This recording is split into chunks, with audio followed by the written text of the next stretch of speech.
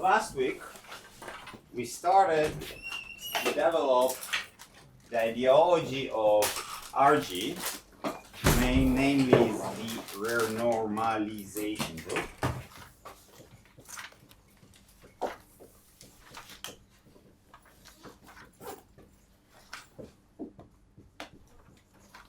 Ideas for sums of random variables.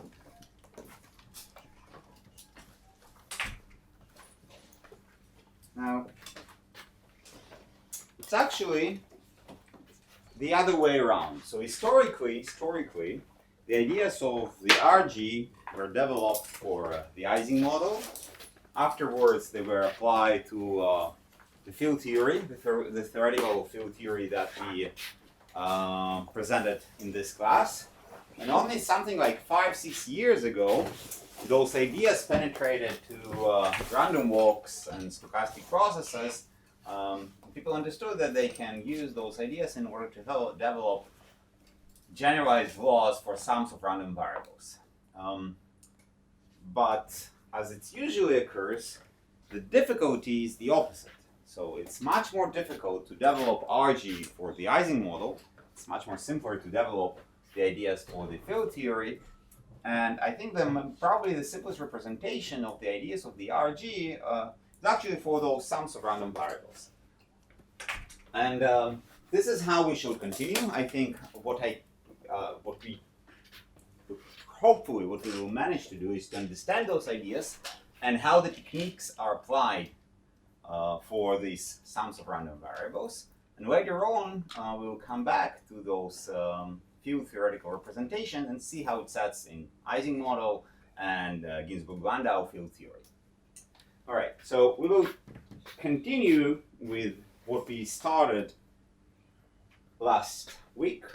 And the idea of last week was if we have a sum of random variables, which is x1 plus x2 plus etc., plus xn, and all those xi's are IID. What I mean by IID, identical, independent, and identically distributed random variables.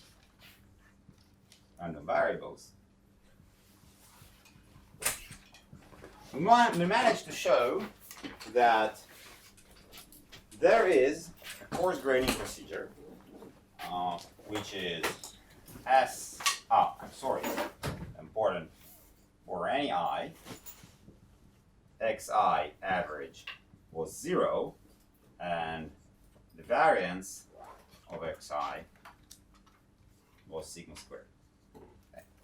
Now, what we performed is we set up an RG step, which is basically coarse grading. So what is an RG step? An RG step, you take up a sum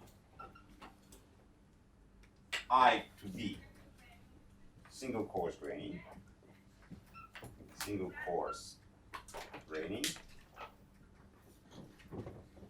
of xi's, and you see what happens. We divide it by specifically we used b to the 1/2, and we see what happens to the characteristic function. Okay. So characteristic function phi of k, it is the average of I, k, x. Okay. So this one single coarse grading step, what is this coarse grading step? It's just basically an averaging process. We don't look on one single variable, we look on a sum of them. Think of it as I have a proper material, and I'm not looking on a specific point in this material. I'm averaging on a specific area of the material. And we managed to show that when we are performing this single coarse grading step, it is a summation of many variables. So in the K space, in the Fourier space, we can define an operator that operates on a function on a characteristic function of a single variable, and the outcome of this operation is phi k over square root of b to the power b. Okay. So each time we're performing coarse graining of size b is the sum of the number of random variables that we're taking into our averaging procedure. It is as if we take a characteristic function of a single random variable, we perform this operation. You see it's a nonlinear operation in the level of the Fourier space, what we are doing with the characteristic function. The point of RG is when this R of B, okay, so first of all it's a semi-group, so R of C operating over R of B, or phi of K, is exactly similar to R of C plus B operating of phi of K. We've shown that. Shown that in real space, and we've shown that in Fourier space, but the idea was as follows. So this is nice, right? But if B is large enough, hopefully after sufficient number of iterations of the application of the RG step, okay, so for large enough B, we expect that maybe somehow we'll reach a fixed point. What I mean by fixed point, that application of RB of some specific phi star of K will give me just phi star of K. Now this fixed point meaning the following. We coarse grain and we coarse grain and we coarse grain and we coarse grain, and at some point, additional coarse graining does not matter at all. If you remember, this was the point. I average and I average and I average, and at some point the averaging process doesn't matter anymore. I converge to some specific solution. Okay. So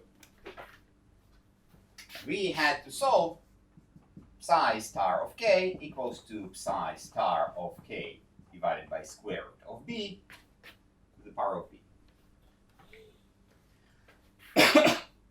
We managed to solve it, and we obtained that psi star of k equals to e to the power minus sigma squared k squared divided by 2. So obtain a Gaussian representation in Fourier space, okay, the Gaussian representation in Fourier space, which led us to Gaussian representation in the regular space. So the PDF F, if you call this, let's call it YD. Okay. The PDF of YD, Y, was 1 over square root of 2 pi sigma squared e to the power minus y divided by 2 sigma squared, y squared. This is the solution. So we sum up many Gaussian random variables, okay? And eventually the RG operation tells us, well, after a lot of summations, sufficient number of summations, eventually you'll get a Gaussian. Okay? Eventually you'll get a Gaussian. And moreover, okay, if you want to know something, not about YD, okay, not about YD, but about Sn, okay, so what is Sn? Sn is Yn multiplied by n to the 1/2, okay? So you make a change of variables, you have this Jacobian, you obtain that f of Sn, x, it is 1 over square root of 2 pi n sigma squared e to the power minus x squared divided by 2n sigma squared. So this is the Gaussian central limit theorem.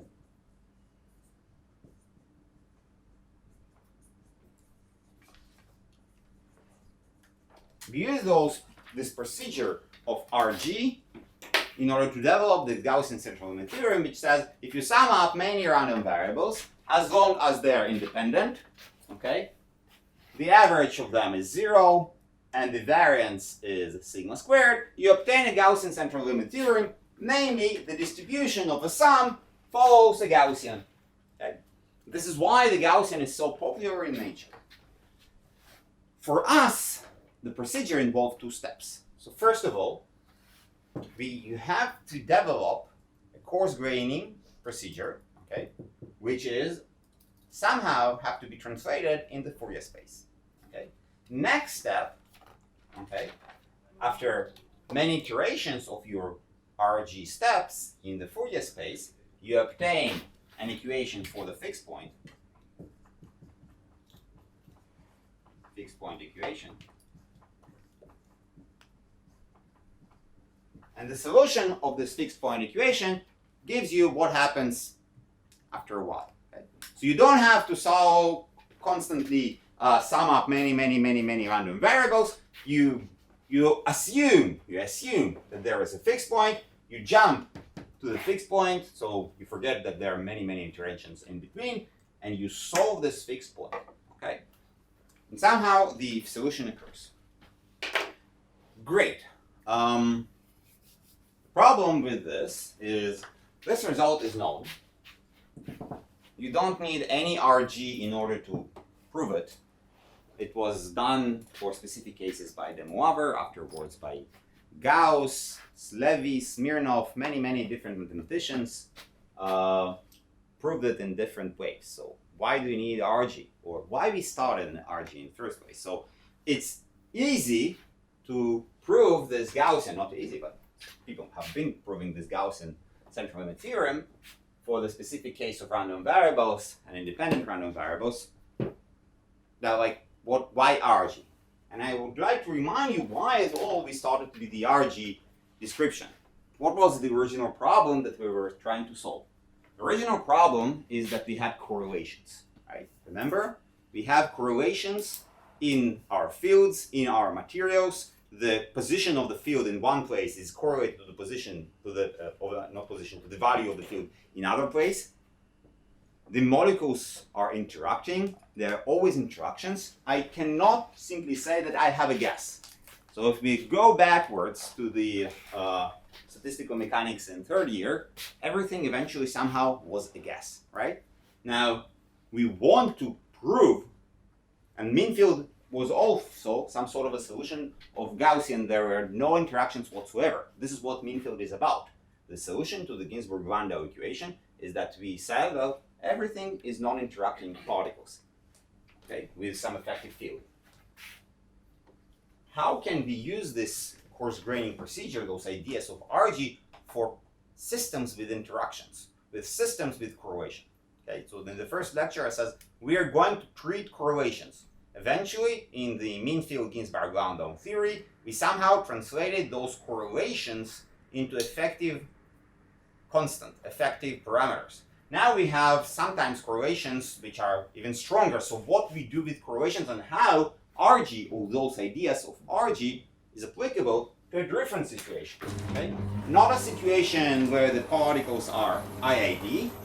Okay? But we want to take this renormalization group ideas for sums, and which is much more important, correlated random variables. Correlated random variables. Those correlations, they present interactions. So two entities are correlated if they interact somehow. Okay? In the language of mathematics, this is called correlations. In the language of physics, it calls interactions. But basically, it's exactly the same thing. Okay? So I will pose the question again, and I will try to solve this again with correlations. We'll see where the difficulty is coming from. Okay, even for this it's not so simple actually, but very primitive question or system. So we have a sum, xi are not IID, let's erase one I. So ID, random variables, what ID stands for? Identically distributed. Identically distributed.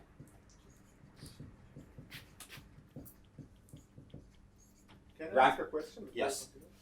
So at a fixed point, I have a continuous symmetry, right? I'm acting with RB on the Mhm. characteristics function and nothing changed. So what is the conserved quantity that's associated with this continuous symmetry? What is the normalization? Okay, so the probability, the psi of k have specific properties, and specifically psi of 0 equals 1. Okay. Right? What is psi? Why I'm saying psi of k of 0 equals 1? So the question asks some specific conservations, right? I apply with one operator on my function, and eventually I reach the fixed point, but there are some symmetries, so there are some stuff that have to be conserved all the time. Okay? And the answer is that there are specific terms that are conserved. For example, for the characteristic function, it's always, for any characteristic function, it always has to be that psi of k of 0 equals to 1. Why? What is psi of k? It is EIKX average. Alright? So when I set k equals to 0, it's the average of EI0 multiplied by x is the average of 1, which is 1. Okay? So it's always conserved. So normalization always has to be present. For random variables, we don't have, so we have only 3 axioms for any distribution function, the PDFs. It has to be positive, the PDF, not in k-space. It has to be positive. Normalization has to be 1, and there is a sum rule, and that's it. So you don't have symmetries per se, but you have those specific conservation laws, right? Okay. Any other questions before I ran into math? Okay, so we have this guy. They are ID, they are correlations. Okay. For each I still consider that the sum is 0, or the average is 0. We will show shortly what happens when it's not. Okay. Now I consider still that the variance is sigma squared, and the sigma squared is finite. A naught will show you what happens when sigma squared is not finite, even when they are not correlated. And I need to introduce some sort of correlation now. Okay. So for me, correlation is what happens when I have xi multiplied by xj and I perform average. So this is the correlation function.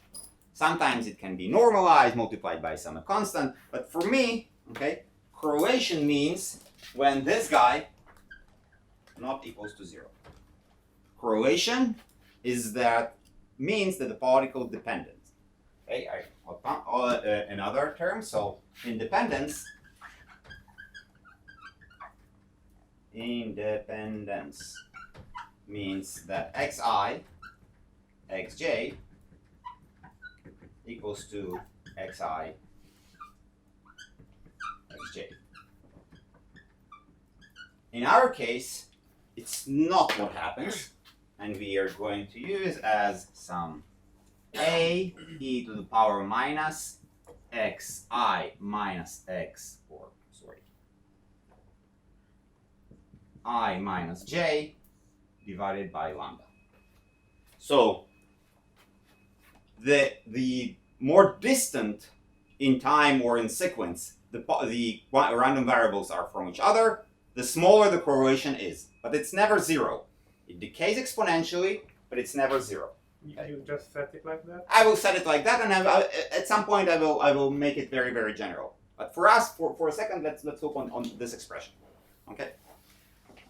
Now, the question still remains the same question.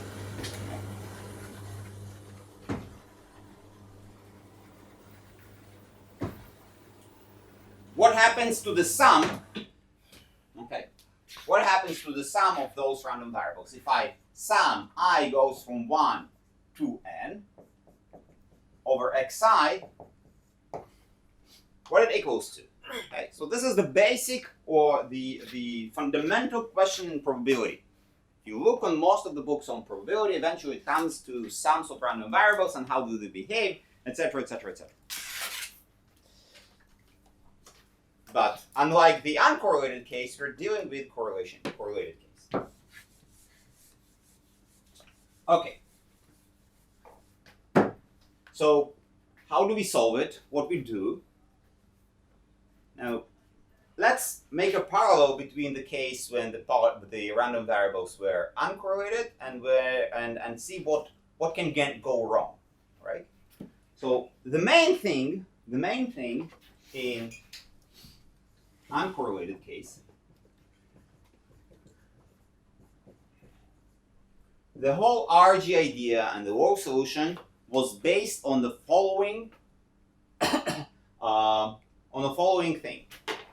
If I'm doing something like that, if I have ik x1 plus x2 and I average, okay, it equals to the average of eik x1 multiplied by e to the average ik x2. Okay. And because x1 and x2 are independent, the function of x1 and the function of x2 are also independent.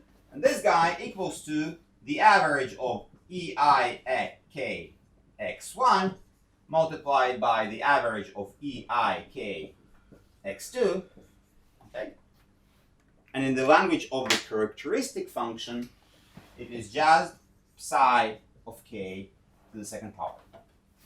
So this mathematical structure of uncorrelated random variables, this is what allowed us to write the RG step, to find the fixed point solution, and eventually led us to the Gaussian central limit theorem. Okay? Explicitly, this connection. You sum up many random variables, because this is what your question, and it's the only thing that you're doing in k-space is that you're taking your characteristic function of a single random variable and you take it to some power 2.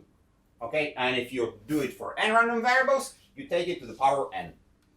Okay, this is the mathematical condition why everything worked out. Now, in our case, for the correlated random variables, since x1 and x2 are correlated, so for the correlated case,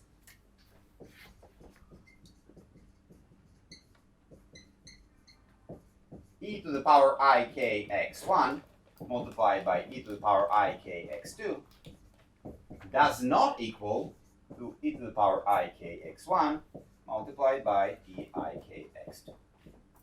Okay. This is the main problem. You have correlations, you cannot split them.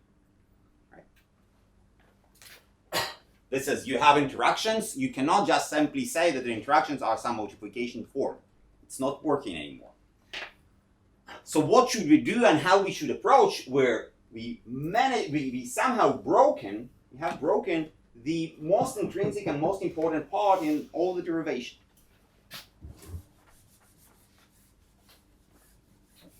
So let's see how we treat this.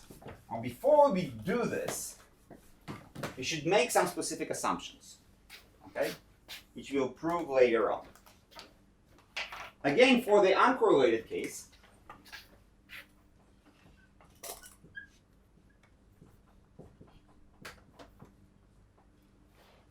we have proven, we have shown that if we take Sn,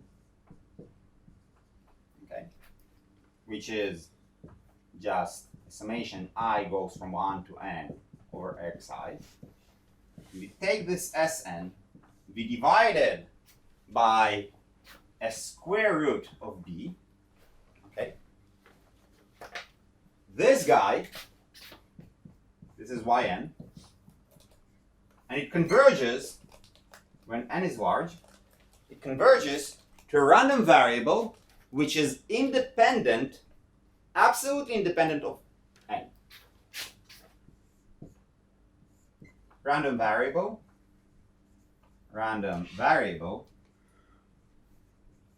independent of n. Okay, and we actually shown that this key is a Gaussian random variable. This thing is called the scaling assumption or scaling hypothesis. Scaling hypothesis. Okay, so the scaling hypothesis is that I take a sum of random variables, I divide them by the number, what was b over here, I'm sorry, it was n, divided by n to the 1/2, and I obtain eventually, after a while, for large n, I obtain a random variable which becomes independent of n, okay, and I can find the properties of this random variable. Okay.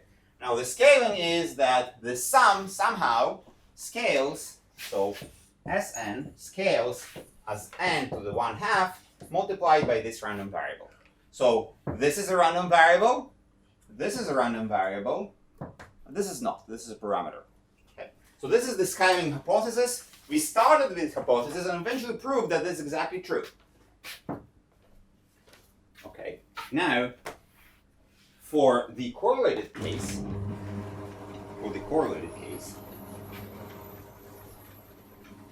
we also have to assume some specific form of scaling hypothesis.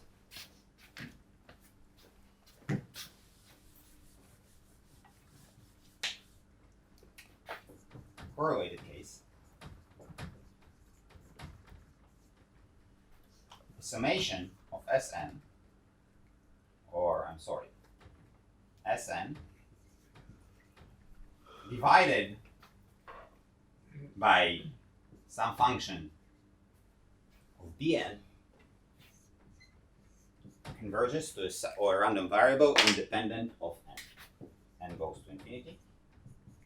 Random variable independent of n. This is the scaling hypothesis. Scaling hypothesis. And we see how it works for our correlated case. Okay. Why? Well, we'll prove it later, and it will become very, very, very clear. Why here is a Bn and there it's root n? So here, I know explicitly what this number is. Here, I don't know what it is. Okay. Okay? I have to find it out. So one of the questions in this hypothesis, I can say, well, there's probably a b of n, but first of all, also what this b of n is. I don't know. Okay. All right, so what do we do next? Notice that this does not work. I don't know how to even find, because look, the only thing that I know that the first moment is 0. I know that the variance and basically the second moment is finite. Okay, I know the correlation function, but I don't know what phi of k is. So here I started with phi of k, okay, and then I taking this phi of k to the second power, third power, fourth power, and then I worked out to some fixed point. But here, for this correlated case, I don't know what phi of k is, right? So phi of k, what is this exactly? I have absolutely no idea because there is not enough information. I only have the first moment, the second moment of the correlations. I don't know. But what do I do know? Okay, what do I do know? We know the k goes to 0 behavior of phi of k. Now this is an analog with whatever we've done so far. Eventually, only the k goes to 0 in the Fourier space. For all this stuff that we've done so far, this is the only this is what the only was relevant. And it also the same situation here. Okay? Why do I say that I know what phi of k for small k is? Because, well, I can approximate it, right? So what is phi of k for one single variable? Phi of k equals to the average of eikx. x1, for example. Okay. Now, I'm looking on this guy, and I can say, well, k small.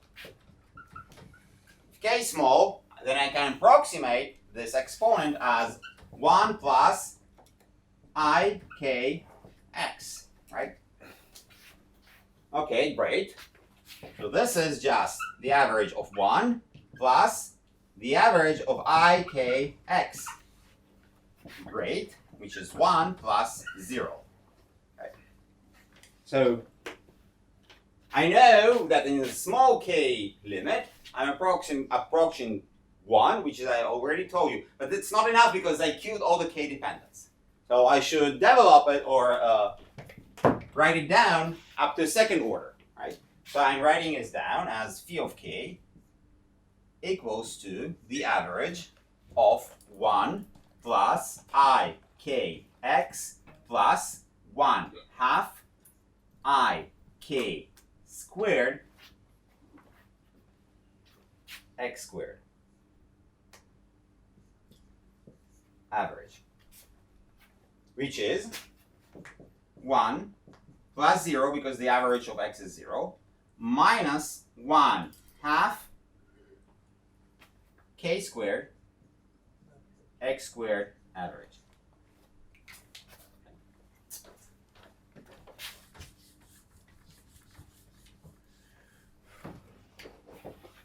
Now, what is x squared average? So I know that variance of x equals to sigma squared. Okay, variance of x also equals to x squared average minus x average squared equals to sigma squared. X average equals to 0, so obtain that x squared average equals to sigma squared. So we got a small k expansion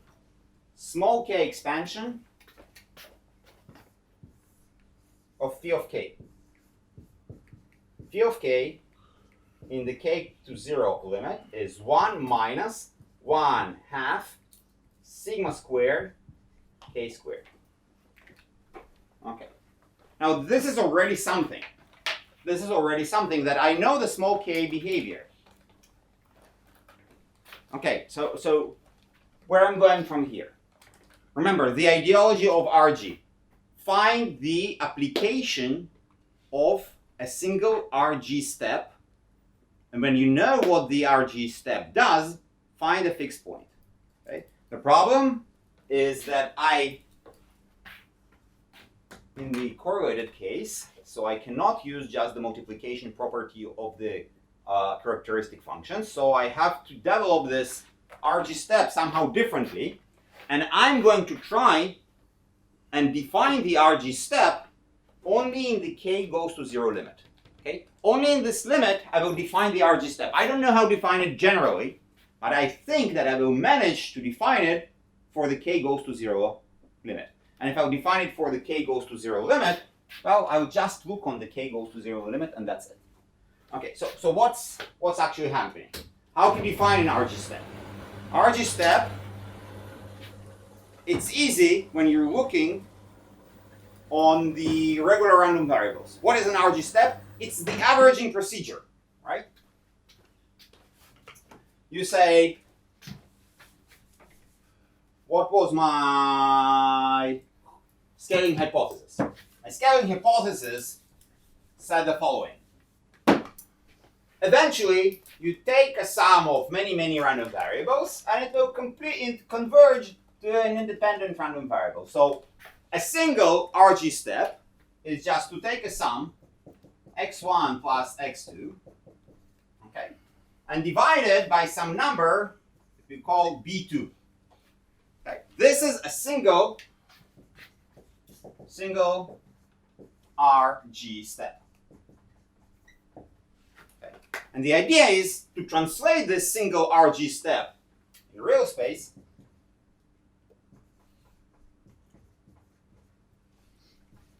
to R2 of phi of k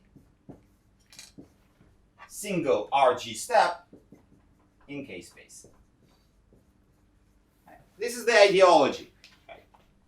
I know how to do it in real space. Well, I apply it on the characteristic function in the K space, and then I find the fixed point. Okay? Problem, I don't know what phi of k is, right? But I know what phi of k goes to 0. Okay?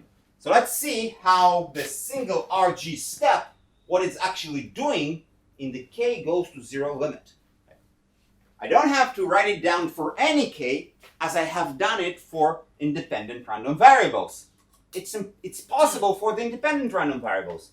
I don't see how to do it. I don't see a way how to perform this in K space for any k. But what I will show it to you is that in k goes to 0, I will find a way. Okay. So I know that I have taken two random variables, okay, and I'm doing something on them. So let's find the characteristic function of this guy.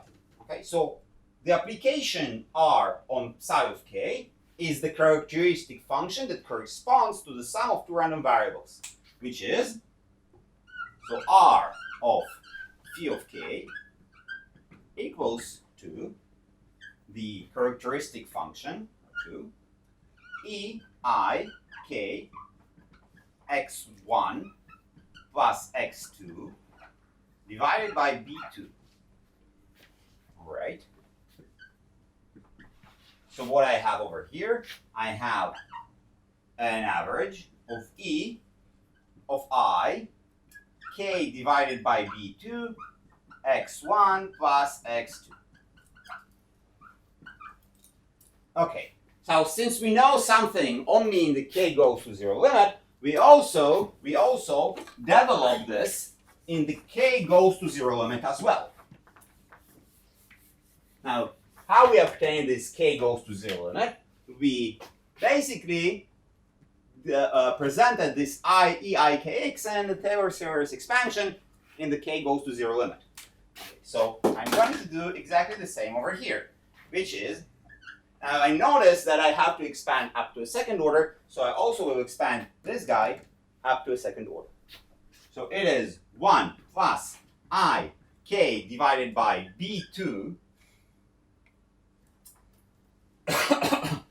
x1 plus x2 plus 1/2 I k divided by b2 x1 plus x2, and all of this squared, which is 1. This goes to 0, right? Because, well, let's write it down. I k b2 x1 average plus x2 average, which is 0 and 0, plus 1/2 or minus 1/2 k squared divided by b2 squared. And here I have an average of what? Of x1 squared plus 2x1 x2 plus x2 squared.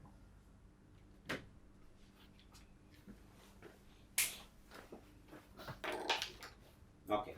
Now there's other terms, right? Plus, plus, plus. But I truncate my expansion up to a second order. Okay. And I see what happens over here. So 1 stays 1. x1 and x2 is 0 and 0. Okay, so I have minus 1/2 k squared b2 squared. And here I have x1 squared plus x2 squared average plus 2x1 x2 something. Now in the uncorrelated case, this is simply 0, and in our case it's not 0, it's something. Okay, so what are those guys? So it is 1 minus 1/2 k squared b squared. This is just 2 sigma squared. Okay, 2 sigma squared. Plus 2. And this is a correlation function. Okay? So this is, well, I can write it down as a to the power minus 1 divided by lambda. Right? Yeah. So I have an addition. Okay. The idea is that, well, this is just one single RG step. Now we should perform 2 RG steps, and 3 RG steps, and 4 RG steps, and 7 RG steps, and etc., etc., etc. So we have to repeat all of this when this 2 is 3, 4, 5, 6, 7, 8. And the scaling hypothesis tells us that maybe after a while it will converge to something. Okay. Yes? So in a sense, this is how far are we from a Gaussian? This is a measure? Not exactly. Not exactly. No. It's not a measure. It's not a measure. You will see in a second that you're actually not far for a Gaussian. You're not far at all. Okay, so let's see what happens when I do it for general n, because I want to see this hypothesis. So first of all, what are the unknowns and what are the problems? So first of all, I don't know what b2 is. b3, b4, b7. I assumed that it was a square root of n for my uncorrelated case. Okay, here I don't know what the b's are. Second of all, I'm noticing that, well, this is 2. If I apply 2 RG steps or 3 RG steps, this number will just be 3, 4, 5. Okay.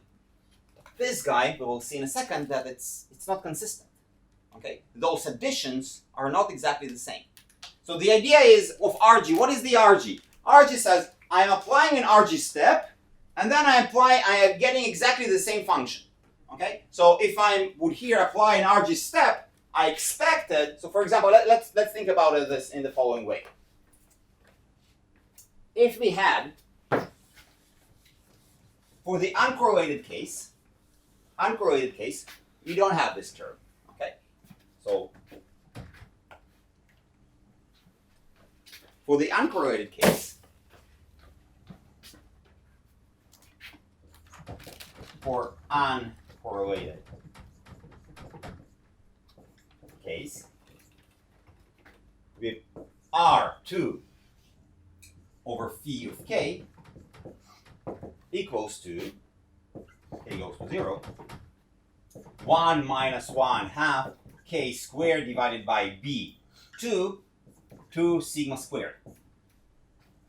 Okay, so the fixed point property is that I'm applying my coarse graining procedure, I'm applying the RG step, and I'm getting exactly the same. So in order to get exactly the same, I have this 2 and b2 to cancel out, right? So I know that b2 equals to 2. b2 squared. b2 squared. Okay. Thank you. b2 squared. b2 squared. Yes. So b2 squared have to be equal to 2. This is how it cancels out. After an RG step, I'm getting exactly the same thing. Okay, this is called self-similarity. You're doing something, and you're getting exactly the same thing. You're changing your perspective because you average it, but the thing stays exactly the same. So this is b2 squared equals to 2. In our case, I cannot simply say that because I have those additional terms. So, well, what is b of 2? Right? I cannot do whatever I'm doing over there. Why? Because I cannot say just b2 equals 2, 3, 4, because this 2 sigma squared plus 2ae 1 minus lambda, it's not sigma squared multiplied by a constant. Okay. So this trick works only when the correlations are 0. So what can we do? I will try to apply my RG again and again and again. So the hope is, if I coarse grain enough, somehow this ideology that something I can cancel out will work. Okay? So let's see what happens when I apply my RG step of generalized size n.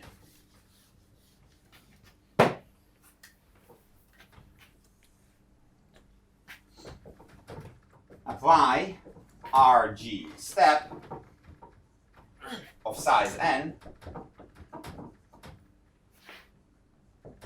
and observe the result in K0 limit. Okay. Because somehow what I want is to choose these such that eventually they will cancel out all those additions and multiplications and etc. etc. Okay? And if this can work, you can say, oh, I will have a fixed point. Okay, so what's going on? We have e to the I k x1 plus x2 plus xn divided by bn average.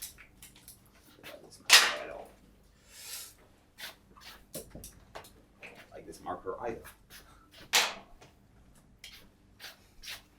So this is 1. I know that it is plus I k divided by bn, an average of xi up to xn, minus 1/2 k squared divided by bn squared, the average of what? Of a sum I goes from 1 to n xi squared average. Now, this cancels out because the average of a sum is always the sum of the average. So we only work with those guys that we have here.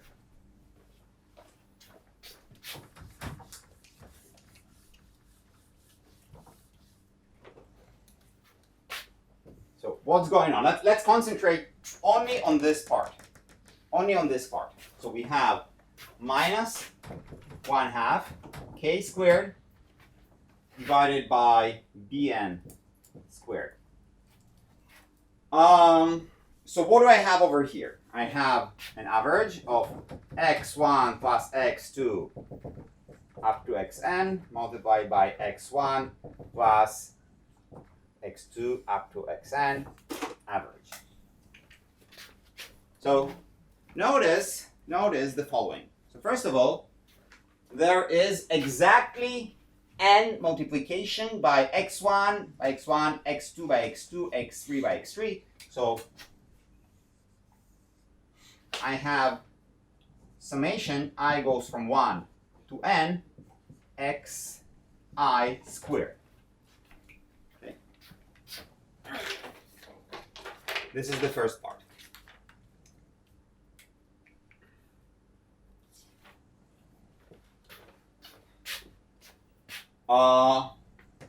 The second part is, well, I have x1 multiplies x2, x3, x4, x7, add till xn, right? And I have x2, which is multiplied x1, but also multiplies everything else. So I want to write down everything by 2, sum I goes from 1 to n of xi, and here I have a multiplication of what? Summon J. J from I plus 1 to n? Yeah?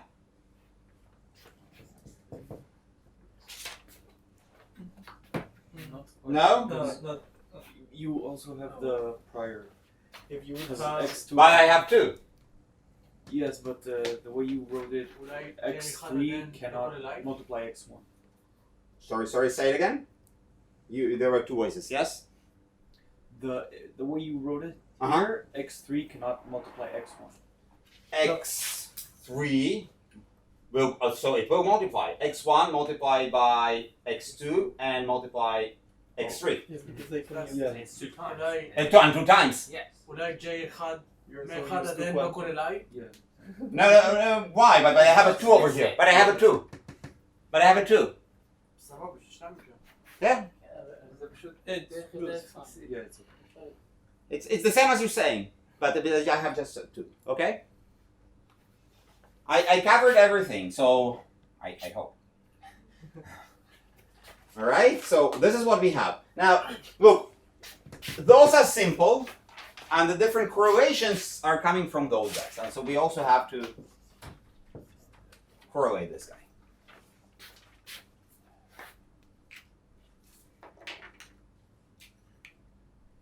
Now, why I'm writing this down?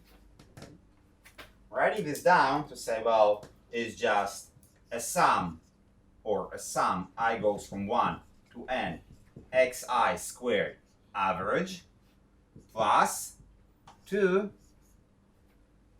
an average of xi goes from 1 to n, a sum j goes from I plus 1 to n, xi xj. Average. Okay. Now, this guy, since we know what xi squared average is just sigma squared. So it's n multiplied by sigma squared plus 2, a summation I goes from 1 to n, summation j goes from I plus 1 to n, summation xi xj. Now, correlation. Now, if the particles are uncorrelated, notice the following thing. If the particles are uncorrelated, and I don't have this part, so if this part is 0, so if correlation is 0, the particles are uncorrelated. I don't have this part, so what I have? Minus 1/2 k squared divided by bn squared and sigma squared. The purpose is I apply RG step, I'm getting exactly the same. So if I would choose bn squared to be equal to n, they will cancel out, and the application of RG brings me to exactly the same place, right? Here, the difference is this part. Okay? It's not exactly the distance from the Gaussian, it's just the effect of the correlations that penetrates over here. Okay. How we deal with this guy? We have an expression for xi xj, right? So let's substitute the expression and see where it leads us. Oh, essentially, what's the physical meaning of that summation? The two. What the physical meaning of what? That summation and sigma squared plus 2.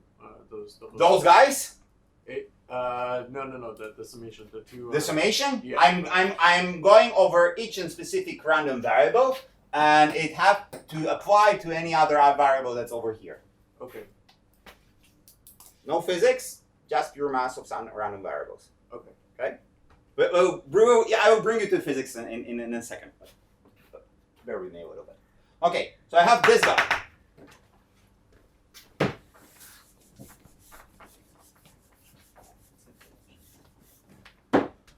What I do and how I write it down.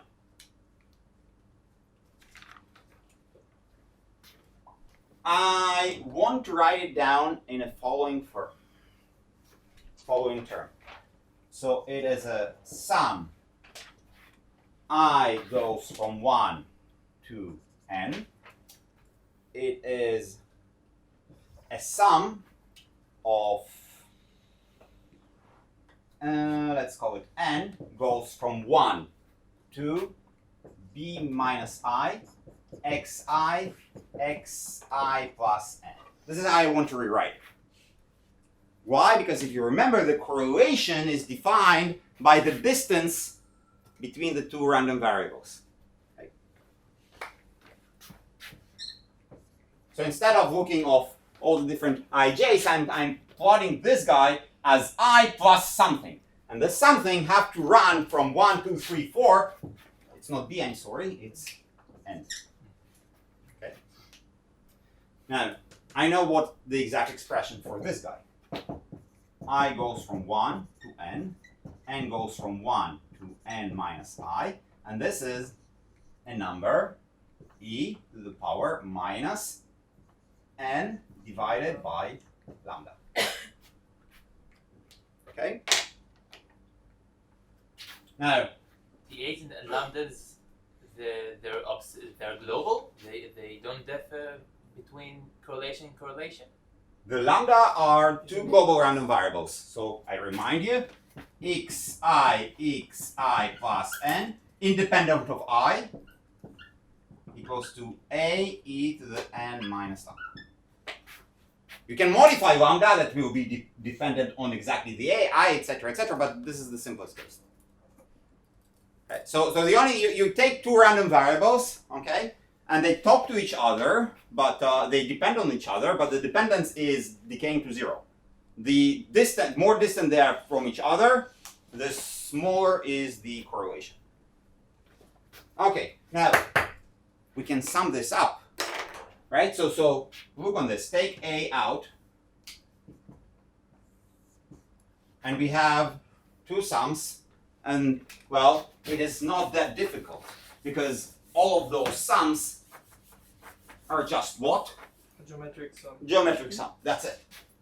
This is what we have. So we have an A, summation I goes from 1 to n, and here we have a summation n goes from 1 to n minus I of e to the n minus divided by lambda. This is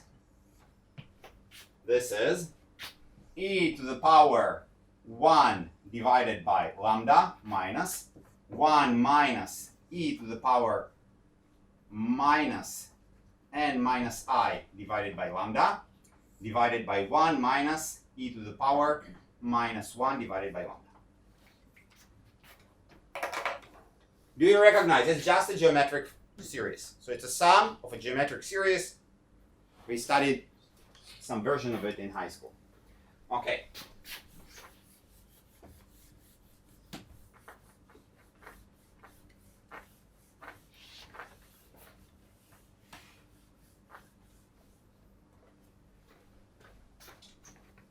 So we have a summation I goes from 1 to n of e to the power minus 1 over lambda, 1 minus e to the power minus n minus I divided by lambda. All of this divided by 1 minus e to the power minus 1 over lambda.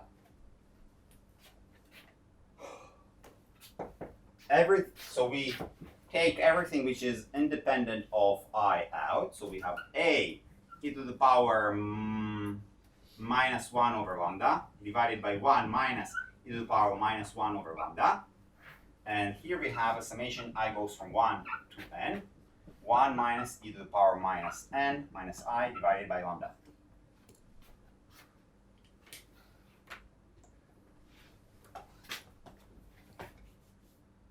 Yeah? Okay. I can do the sum. So the first sum is easy. So it's just a e to the power minus 1 divided by lambda, 1 minus e to the power minus 1 over lambda multiplied by n. The second sum is minus a e minus 1 divided by lambda, 1 minus e to the power minus 1 divided by lambda. A summation I goes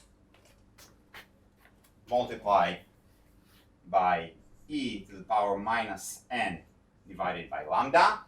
The summation of I goes from 1 to n e to the power I divided by lambda.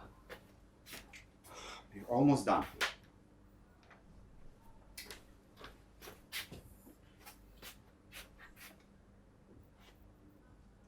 Okay. This is another geometric series, right? So I can write down the sum of the geometric series. So the first part stays the same. It is n a e minus 1 over lambda divided by 1 minus e to the power minus 1 over lambda minus a e to the power minus n plus 1 divided by lambda divided by 1 minus e to the power minus 1 over lambda.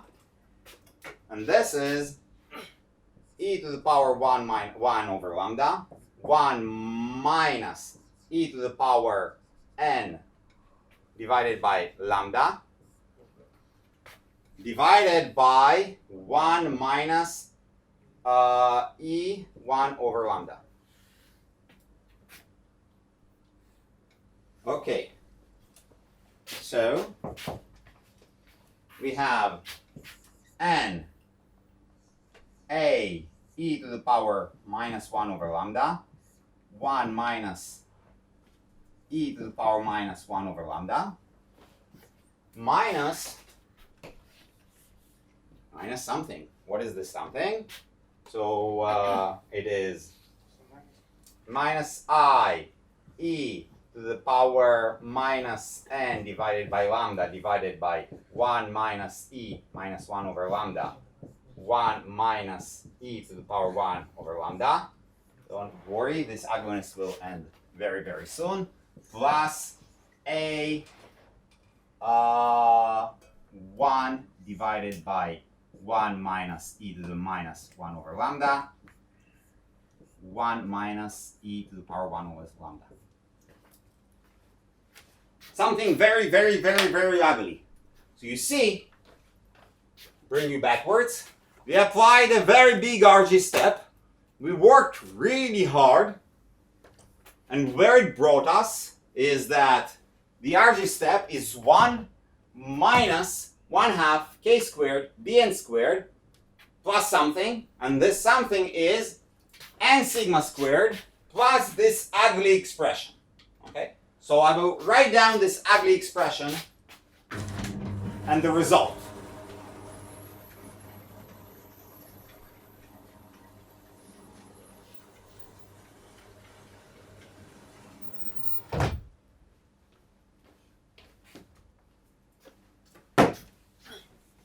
So after we applied Rn over phi of k in the limit of k goes to 0, it is 1 minus k 1/2 k squared, and we have here bn squared, and inside we have n sigma squared plus 2 multiplied by all of this.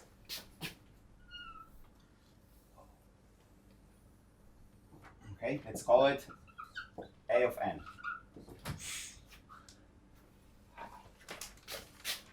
Plus 2 a of n.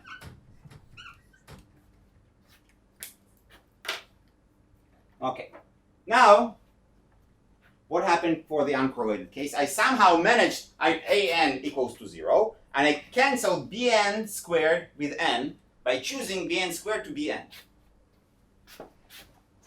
I'm doing the same trick over here, saying, oh, so let's take n out.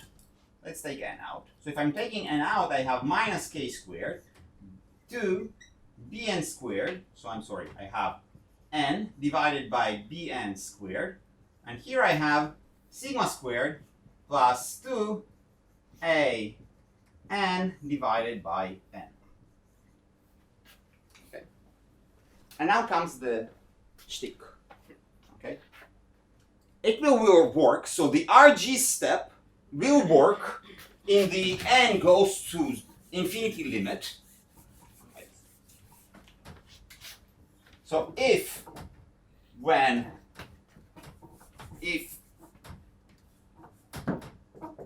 for n goes to infinity, a of n divided by n goes to constant,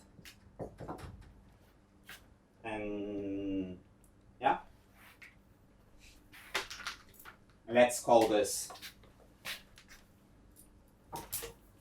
how we will call this constant? B. Okay.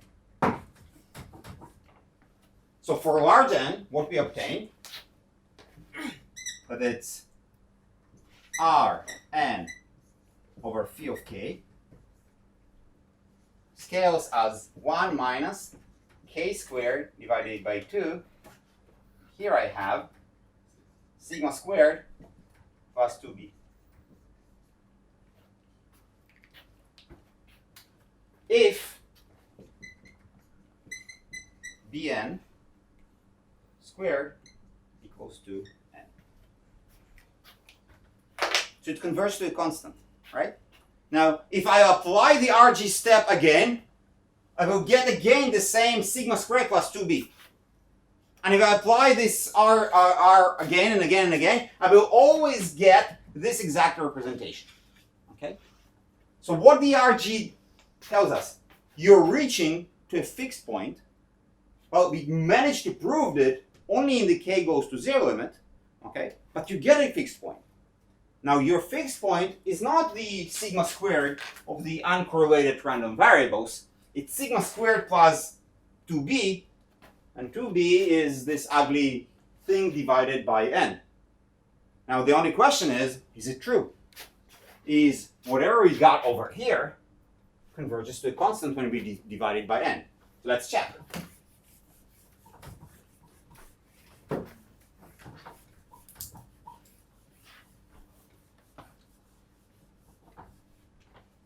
If we take n, a, e minus 1 over lambda divided by 1 minus e minus 1 over lambda minus a, e minus n divided by lambda divided by 1 minus e minus 1 over lambda 1 minus e 1 over lambda plus a divided by 1 minus e minus 1 over lambda 1 minus e 1 over lambda, and we'll divide everything by n.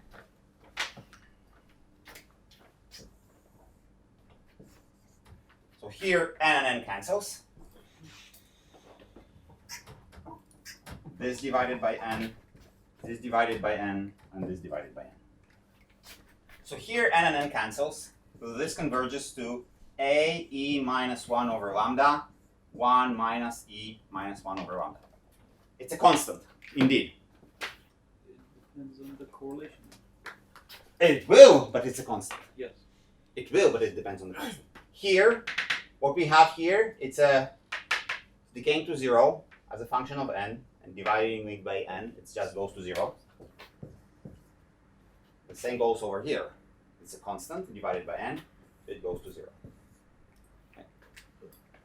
Now again, so what we managed to achieve? We managed to achieve that application of a RG step, when the RG step is large enough, brings you to a constant. Sigma squared, this guy. 1 minus k squared sigma squared plus 2b. If you apply an additional RG step, for example, RG step of 2n, right? So what will happen if you apply another step?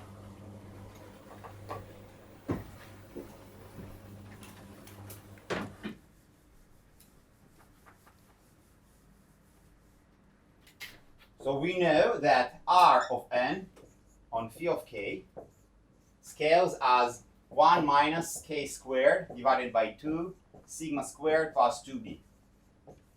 Okay. What will happen if we apply R of n over R of n over phi of k?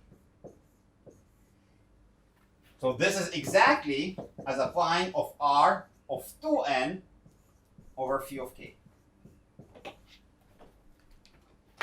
It doesn't matter if I write it n or 2n, it's the same, right?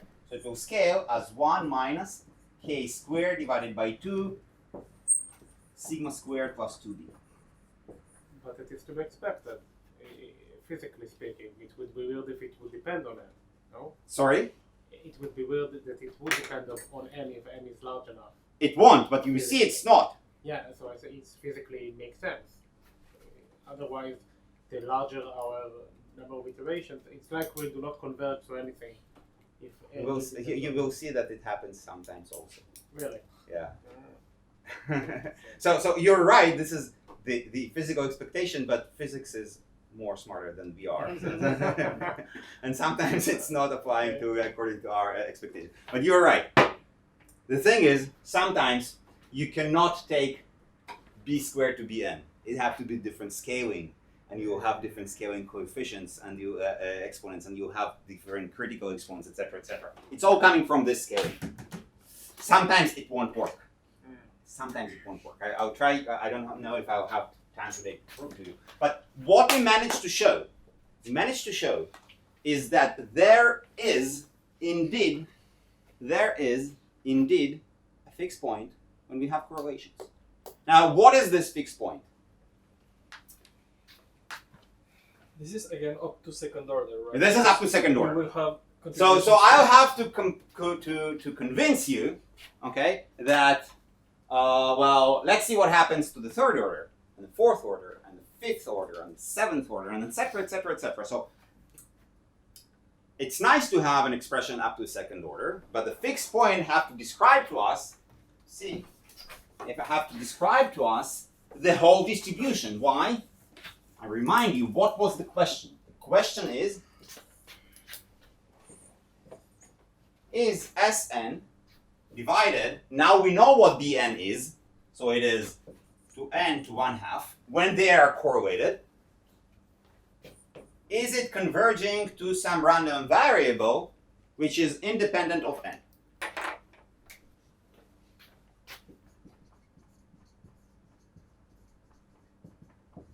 Is there something interesting on asking if n goes faster to infinity than k goes to 0? If n faster to infinity, what do you mean? So if I'll take b squared equals to n to some power. Right, and n. So this guy just go to 0, and it's not really interesting, right? You take something, there is something, and you just throw it away. It's the point is to find the exact scaling where something interesting independent of n happens. You can always divide it by an extremely large number and say it goes to 0 and it's not interesting. But something is always hidden inside. Okay. Now, what actually we have to do? So the only thing that we managed to prove that there are probably psi star of k, okay, psi star of k that describe this heap, and for k equals to 0 goes to 0, it's 1 minus 1/2 k squared sigma squared plus 2b. Okay. So the correlations add this plus 2b. Okay. What we want to show is, well, what happens over here, right? It's not enough to take just the second order. You have to take the third order, the fourth order, and etc., etc., etc. Now, I have 15 minutes, and I have no intentions to perform all of this to the third order, and to the fourth order, and the seventh order, etc., etc.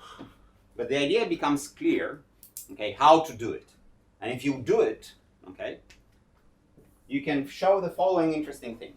So let's not look on psi of k, but look on the cumulant expansion of psi of k.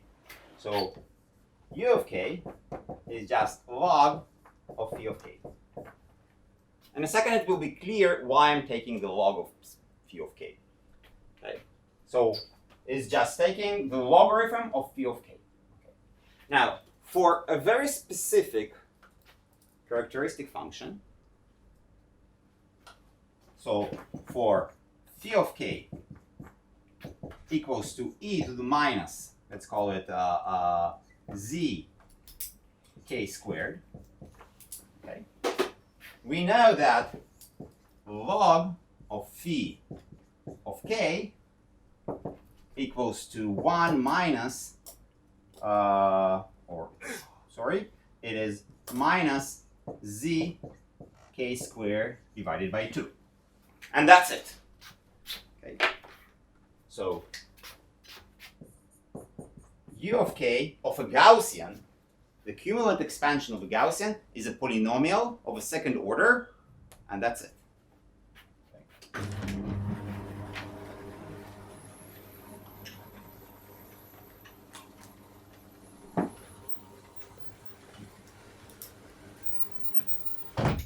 Now, in our case, what is u of k for our case? U of k, in the limit of k goes to 0, it's a log of what?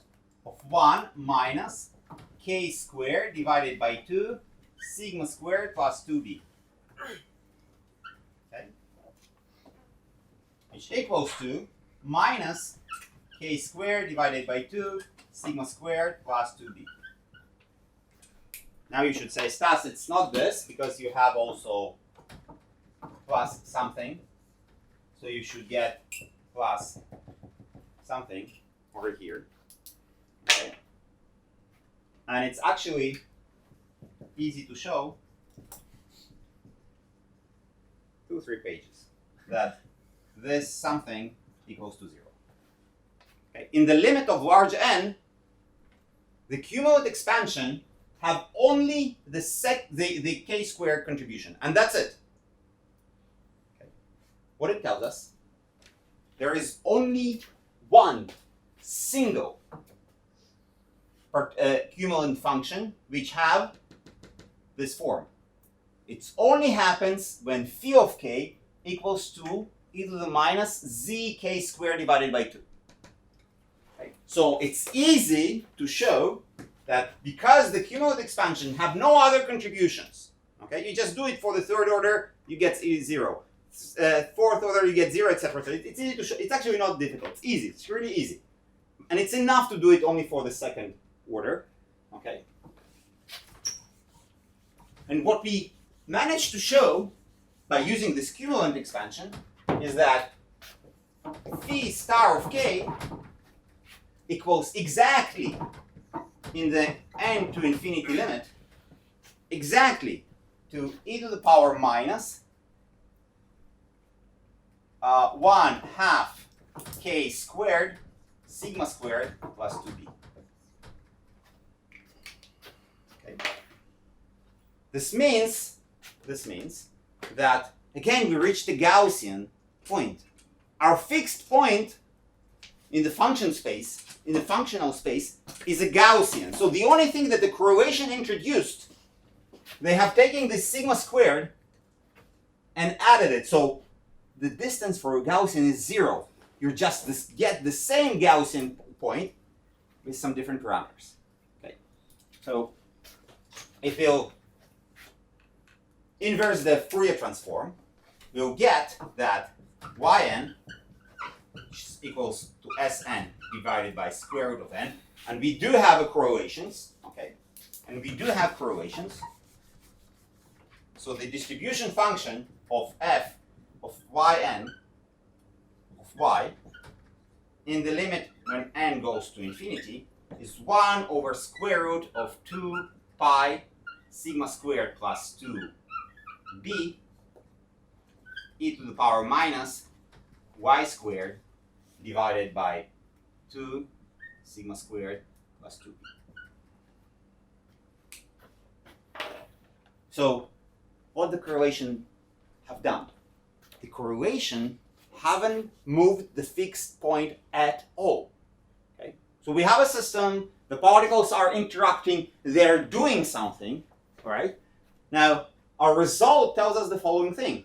If you coarse grain enough, this something, those interactions, okay, those interactions, eventually the only thing that they do is that they modify some parameter in your free case, right? The free case when you have absolutely no interactions. You have a gas of particles, right? So sum of independent random variables is just a gas, ideal gas, when the particles are not interacting. Now we have not ideal gas, we have a system with interactions between the particles. The interactions are correlations between random variables. And you can say, well, maybe something very, very different will happen over right now. And the only thing that you gain, if you coarse grain enough, okay, on large scales, okay, you'll get again the same Gaussian. So it's like the what? It's like the ideal gas case. And the only thing that modified is this parameter 2b. That's it. Okay. So the RG tells us the following thing. When you look on the microscopics, okay, particles or random variables are interacting, and the interactions are important. Okay. But when you coarse grain and you look on larger scales, because yn is not looking on one random variable or two random variables, looking on many random variables blocked together and divided by some scaling function, square root of n. This leads you to a perspective as everything is completely not interacting. Absolutely not interacting. you can say that maybe mean field is what? Mean field is an assumption that nothing is interacting with each other, is also working over here, even if you have interactions. Right? Now, how it's related to critical exponents and mean field and etc., etc., etc. 5 minutes, enough. This is, in a sense, like an effective mass or an effective diffusion coefficient. Or Exactly. something like that. This is exactly an effective diffusion coefficient. Yes, exactly. This is what I'm wanting to tell you.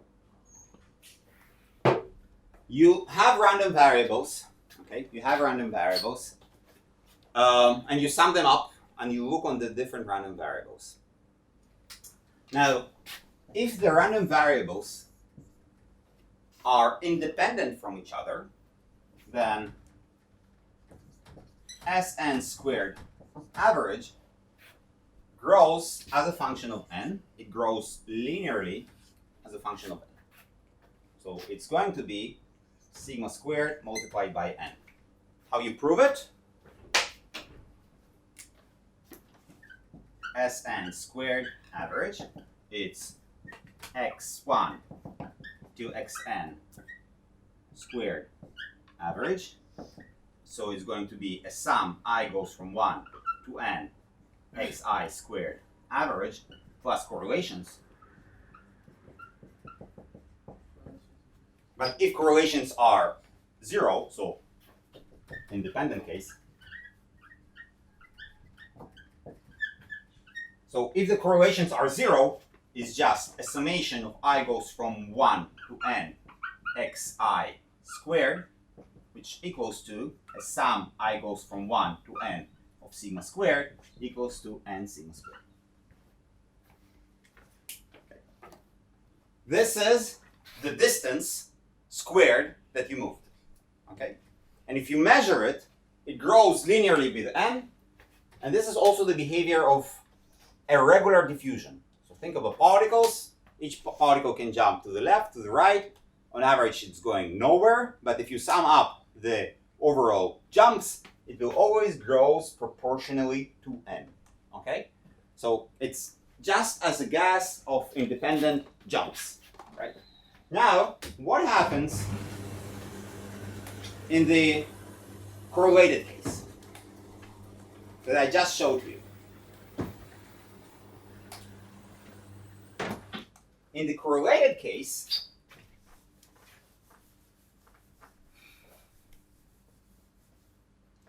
the correlations are not 0. Okay? The correlations are absolutely not 0. They're something. So they are contributing. So it's not just n sigma squared, correlated case.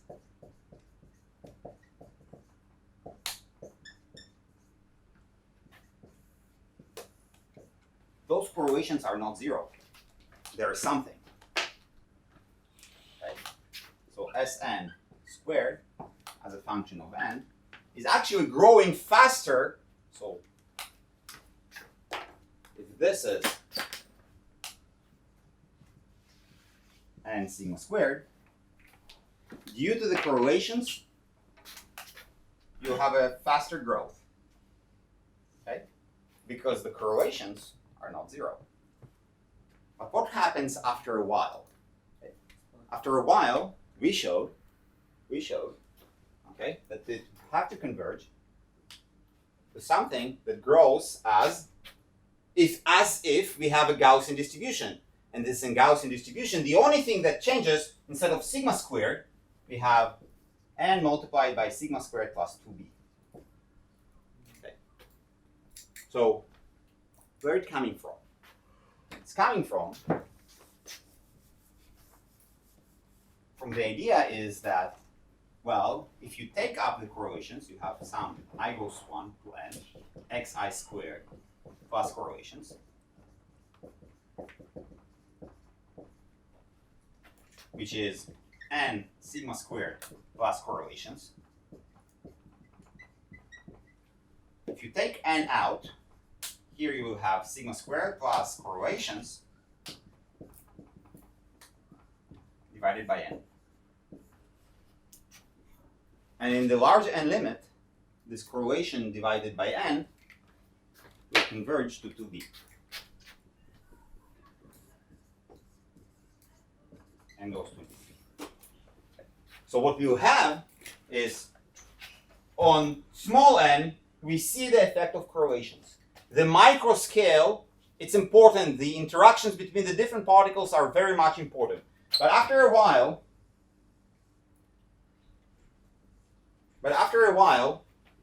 you don't see the microscopical interactions because you're summing over blocks of a lot of particles. And what happens between those different small particles becoming absolutely not important.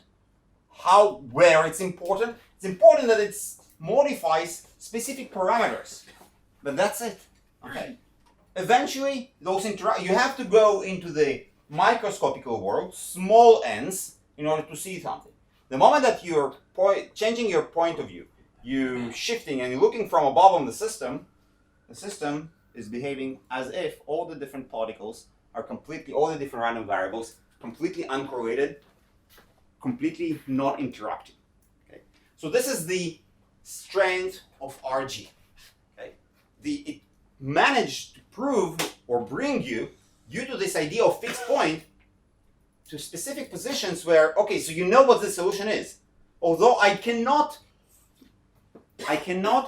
solve the whole characteristic function. But if I believe that there is a single solution, this fixed point solution, I can find it. Okay? I can find the small k expansion of it, and then I can use it. The question is, what happens in our system? So we solved a specific case. We solved a specific case of exponential decay of the correlation. What if the decay is not exponential? What if the decay is something different? Okay. So the question is, for example, the problem near the critical point, near the phase transition, was that the correlations were not exponential, they were parallel with a specific power. So what happens over there? How all of this modified, okay, when those correlations are not short range. What I mean by short range, exponential is short range. I have a scale, okay, so this lambda defines for me how far should I go in order to forget what happens at the beginning. Okay? So what happens if I have different correlations? Okay? Can this RG scheme, okay, solve for me the situation when the correlations are very long range, when they are extended, when I have extremely long memory? Okay? Because this is what happens near phase transitions. The correlation length diverges over there. Okay? And the answer is yes, we will see that it's actually capable of doing all of that, right? And the only thing that matters is how we choose. Remember, we had B of n. We had to choose Bn of n property. We have to choose our scaling property. This is the only thing that's going to matter. And next lesson, we will show how we do it with correlations that are extremely long range, okay? Still for the random variables. And then when we apply all of those ideas to the case of real physical system, where we will see that your ideology doesn't always works. Okay, thank you all. אוקיי, נתחיל.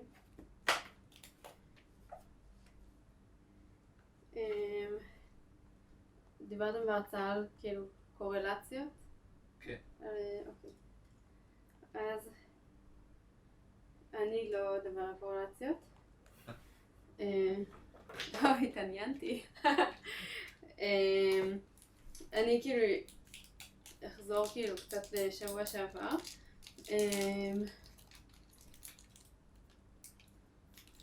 כן, אז זה מה שנעשה. אני אחזור טיפה על מה שהיה בהרצאה הקודמת. זה בסדר. אתה כאילו סטאס חזר על זה? כן. אוקיי, אז אני אעשה את זה קצר, כי אני רוצה להמשיך מזה. כאילו בעצם שבוע שעבר דיברנו על כאילו דיברתם בהרצאה על משפט הגבול. כן, אנחנו בנושא, נכון, חשוב להגיד, כאילו תחת הכותרת של RG. אז שבוע שעבר דיברתם כאילו על המשפט הגבול המרכזי. אז היום כאילו אני אחזור על זה מהר, כי אני רוצה אחרי זה כאילו להשתמש בזה בשביל לדבר על משהו שקוראים לה ה-Levy's Stable Laws. זה כאילו מה קורה כשמשפט הגבול המרכזי לא תקף. אז גם יש חוקים כאילו איך הסכום מתנהג. ואז אני רוצה לחזור על מה שעשינו שבוע שעבר של ה-Extreme Value סטטיסטית, אבל בצורה שיותר דומה למה שסטאס עשה, ואני מקווה שזה יהיה מובן יותר. ואם אני לא אספיק את זה, אז או שזה יהיה בשיעורי בית, או שזה יהיה מתישהו אחר, או שאני אעלה את זה למודל, כאילו בכל מקרה יהיה את זה בצורה יותר ברורה. בסדר? אוקיי. אז כאילו באמת אנחנו מדברים על RG, ש-RG זה אמור להחליף את המינפילד כשהמינפילד נכשל. נכון? מינפילד הוא נכשל כשהוא בין 2 ל-4, והסיבה לזה שהוא נכשל זה קשור כאילו לפלקטואציות. ראינו שבתחומים האלה הפלקטואציות משפיעות על התוצאה של המינפילד וגורמות לזה שהיא כאילו לא תהיה מדויקת, כאילו לא תהיה נכונה בעצם. אז ב-RG בעצם הרעיון הוא כאילו לתת להם את המקום הנכון בשבילם. נכון, בהרצאה הראשונה סטאס צייר לכם כזה קו כזה, ואז אמר שעושים ממוצע, אז הוא נהיה כזה יותר חלש ויותר חלש עד שהוא נהיה קו ישר. אז זה כאילו כמו להתעלם מהפלקטואציות. כאילו למצע אותם ולהעלים אותם בלי לתת להם את המקום שלהם, כי יש להם משמעות, כאילו הם עושים איזשהו הבדל. אוקיי? אז בעצם ב-RG הרעיון שעושים קורס גריינינג,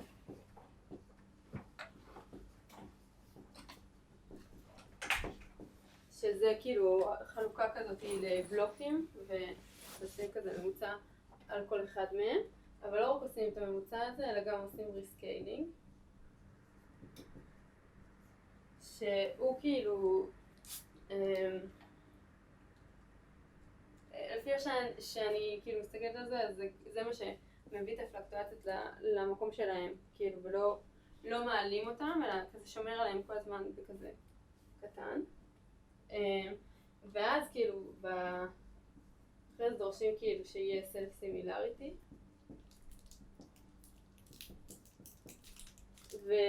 ובעצם ככה עושים צעד אחד של RG. זה צעד אחד של RG, ואז חוזרים לזה שוב ושוב ושוב ושוב עד שמגיעים לפיקס פוינט. זה הרעיון הכללי של RG. אוקיי. אז עכשיו אני ממש אדבר בקצרה על כאילו מה שראיתם על ה-Central Limits Theorem, אבל תעצרו אותי כזה אם זה מהר, לאט או משהו כזה, כי זה לא כאילו ממש אני רוצה לדבר עליו. אז בעצם רוצים לחשב סכום של מספרים אקראיים שהם כאילו, לא יודעת, נדגמים מאיזושהי התפלגות מסוימת f של x. אז בעצם בשביל לחשב סכום, כאילו הסכום של משתנים אקראיים צריך להשתמש בקונבולוציה, זה כאילו, דיברתם על זה, ולכן הדבר ההגיוני זה לעבור כאילו למרחב של k ולהסתכל על characteristic function, ואז כאילו שמה הסכום במקום כאילו שביל קונבולוציה הופך למכפלה. אז כאילו אפשר לבטא, אני כתבתי את זה ככה, נגיד Sn של k, אז הפונקציה האופיינית הזאת תהיה פשוט פי של כאילו משתנה אחד בחזקת n. אוקיי. אז בעצם הדרך שעושים את כן, אז עושים בעצם כאילו RG, אז מתחילים בקורס גריינינג, שזה אומר שלוקחים את המשתנים האלה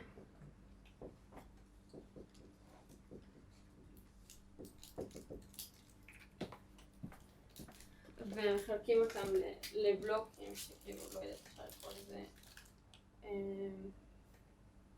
קראתי בזה x טילדה 1, x טילדה 2, ואז במקום לחשב את הסכום כאילו של כולם, במקום לחשב כאילו את הסכום של xi מ-1 עד n, אפשר לעבור לסכום על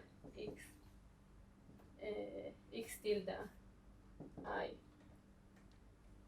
שהוא לא יהיה מ-1 עד n, הוא יהיה מ-1 עד n חלקי הגודל של הבלוק, שזה b. עכשיו, אם פשוט עושים את הסכום הזה, אז לא מקבלים את אותה תוצאה של זה. למה? לא יודעת, נגיד בגלל שהסכום הוא לא באמת עד n. אז צריך לעשות ריסקיילינג, שזה להכפיל באיזשהו פקטור, שאתם ניחשתם שזה 1 חלקי שורש b, וגם זה עבד בצורה קסומה. אז אפשר להגדיר כאילו אופרטור של RG, שהוא פועל על הפונקציה האופיינית pk.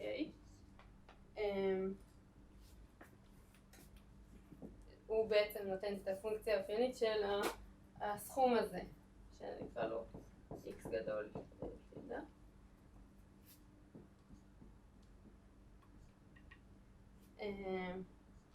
שזה בדיוק פי של b, אוקיי, פי שורש b, אוקיי.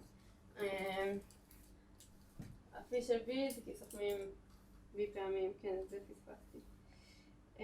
סבבה, אני כאילו מזכירה את זה ואני לא רוצה להתעכב על זה ממש כי זה לא הנקודה.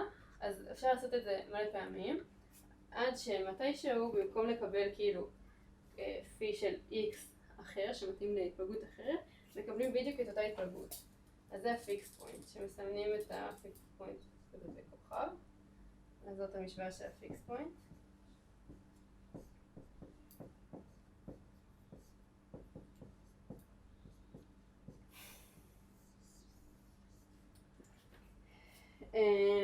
ואז החלק האחרון הוא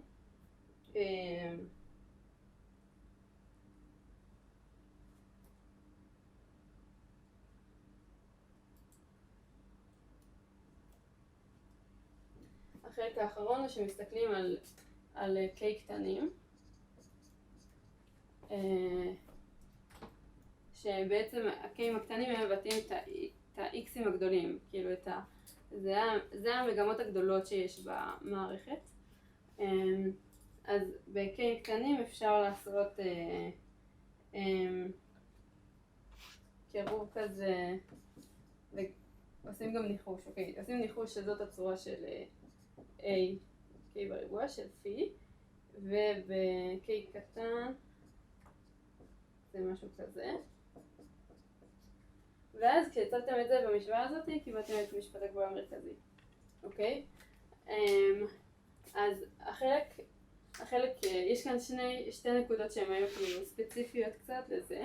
אחד זה שזה הסקיילינג פקטור, והשני זה הפיתוח הזה.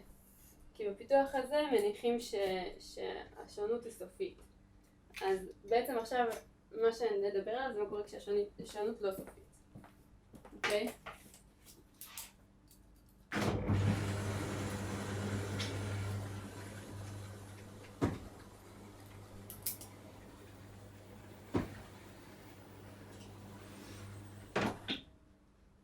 זה בסדר עד כאן? אוקיי. אז הוא אומר אבל שהשונות לא סופית, כי אם שימו הולך לאינסוף אני לא יכול לנרמל את ה... זה משתנה אחרי של... לא, אם הממוצע לא סופי, אני חושבת אתה לא יכול לנרמל. אבל יכול להיות שהממוצע סופי והשונות לא. זה בדיוק מה שאני אראה עכשיו. אוקיי? אז כן. זה אקספוננט של מה? או 4k בריבוע? a k בריבוע. זה כי אנחנו עושים חלקי n, נכון? שיכולים לעשות את n אינסופי, כאילו את הסכום אינסופי. כי בסוף אנחנו עושים n לאינפיניטי, נכון? כן, אבל... כן. אז אוקיי. אז מתי, כאילו עכשיו נדבר על מקרים כאלה שהשונות מתבדרת, אז אפשר לדבר על התפלגות, הזנב שלה נראה ככה. זאת אומרת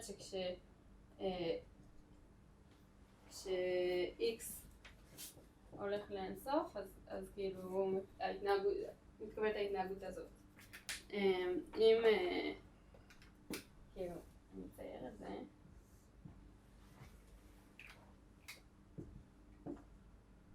אז זה בעצם פונקציות, כאילו אם אני מסתכלת רק על זה, זה פונקציות שנראות כזה ככה. אוקיי, עכשיו אלפא הוא בין 1 ל-0 כאן. לא, אלפא הוא בין, כן, כאילו לא, הוא בין 0 ל-2 אוקיי, נכון, 2, כי זה x בריבוע. אוקיי.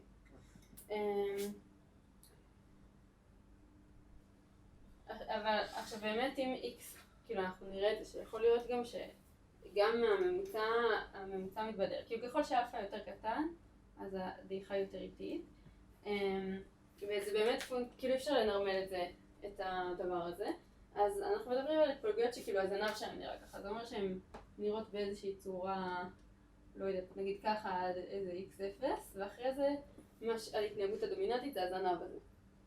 אוקיי? אוקיי, אז עכשיו נחשב את המומנט הראשון, נגיד, כאילו את הממוצע. בעצם עכשיו נחשב את הראשון ואת השני, נראה כאילו מה קורה, מה התנאים על אלפא כדי שזה יהיה סופי או לא, ואז אחרי זה, כאילו, ואז נבין כזה שאנחנו מדברים על זה, על התחומים האלה של אלפא, ואז נעשה את ה-RG, כאילו נחשב את ה-characteristic function שהיא שונה הפעם, וכאילו נחזור על ה-RG, אוקיי? אוקיי, אז איך חושבים למוצא? אינטגרל ממינוס אינסוף עד אינסוף של x כפול fx של x. אז עכשיו נפצל את זה לשתיים.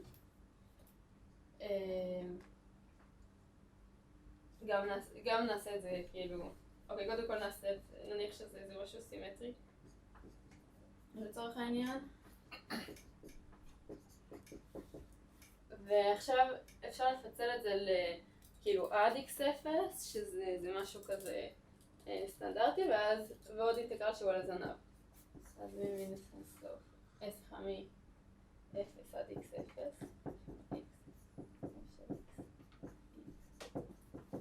ועוד אינטגרל מ-x0 עד אינסוף שהוא על זה, אוקיי?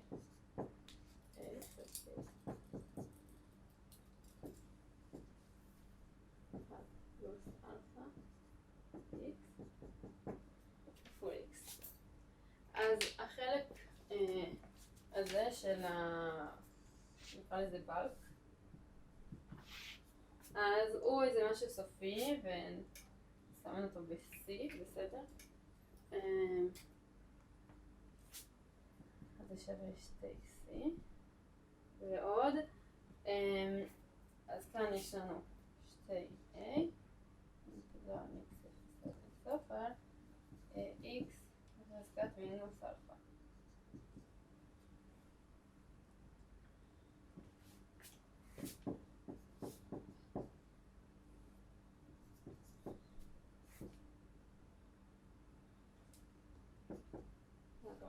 אפשר היום להוריד את זה כי זה ערך מוחלט וערך מוחלט.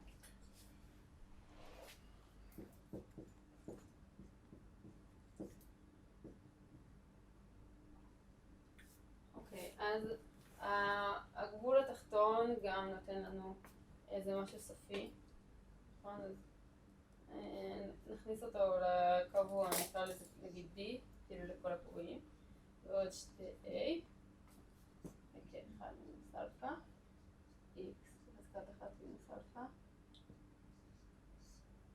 ו-X הולך לאינסוף. אוקיי, אז אוקיי, אז מתי זה סופי? זה סופי כש 1 מינוס אלפא קטן מ-0, נכון? זאת אומרת כשאלפא גדול מ-1, 1, אז מקבלים משהו סופי. אבל כשאלפא קטן מ1, אז הממוצע מתבדל. הולך לסוף. זאת שאלה טובה, כאילו, מה זה אומר, אם אפשר לנרמל את זה. אני חושבת שזה לא כל כך פיזיקלי. כאילו, התפלגויות שהן בין, עם אלפא שהוא בין 1 ל-2, שאנחנו נראה שכאילו שהשונות מתבדרת זה כן פיזיקלי, ויש דברים כאלה. אבל יש מצב שכשהממוצע מתבדר זה לא פיזיקלי. לא, אני לא בטוחה. אוקיי. אוקיי, אז עכשיו נחשב את השונות.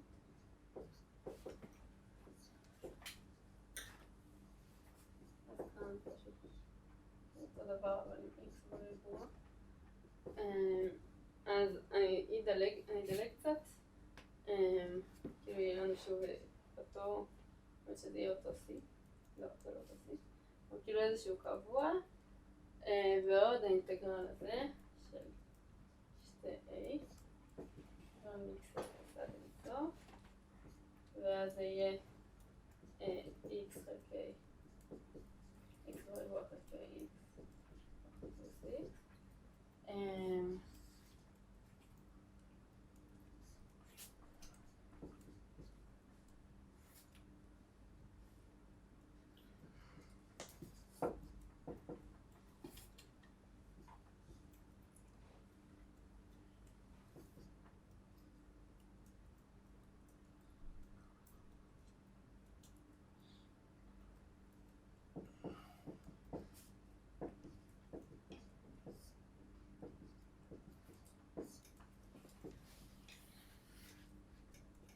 וגם כאן, כאילו, זה אותו רעיון, כש-2 מינוס אלפא קטן מ-0 זה מתכנס, זאת אומרת כשאלפא קטן מ-2, וכשאלפא קטן מ-2 אז זה מתבדל.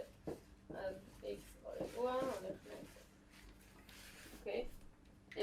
זה בסדר, הוויש שעשיתי כאן, נכון? זה כאילו, יופי.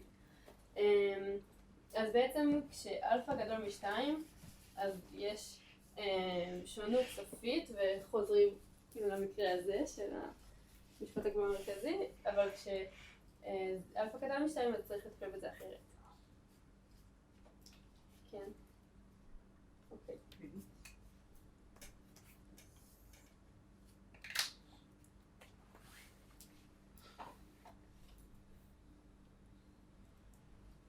אוקיי. אז אוקיי, אז הנקודה היא שמה שלא נכון פה זה ה-characteristic function, אז עכשיו נצטרך למצוא אותה.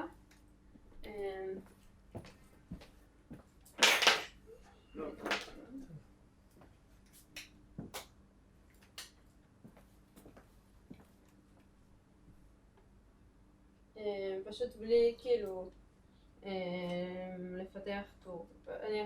אוקיי, נראה איך שעושים את זה. אז פי של K.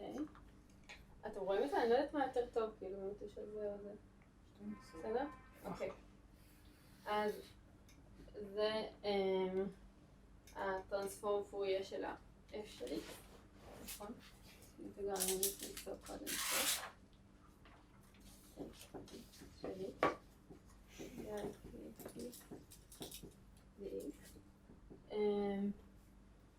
ואנחנו מניחים כבר, נמשיך להניח שזה פונקציה סימטרית, ואז אפשר גם לכתוב שזה פעמיים האינטגרל מ-0 עד אינסוף, וגם במקום לכתוב את האקספוננט אפשר לכתוב קוסינוס, כי החלק המדומה כאילו מתאפס.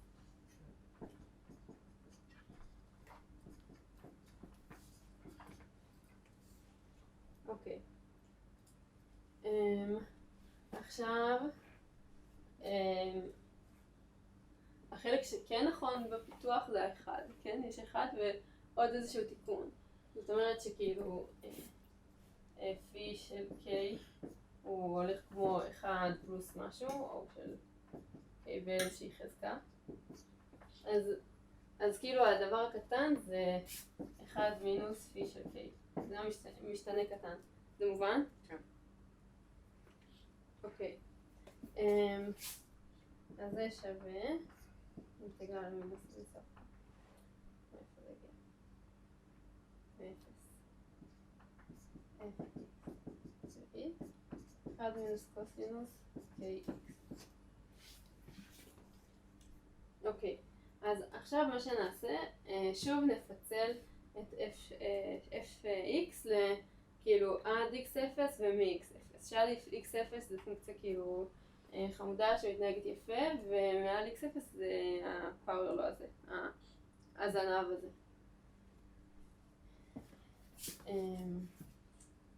אוקיי.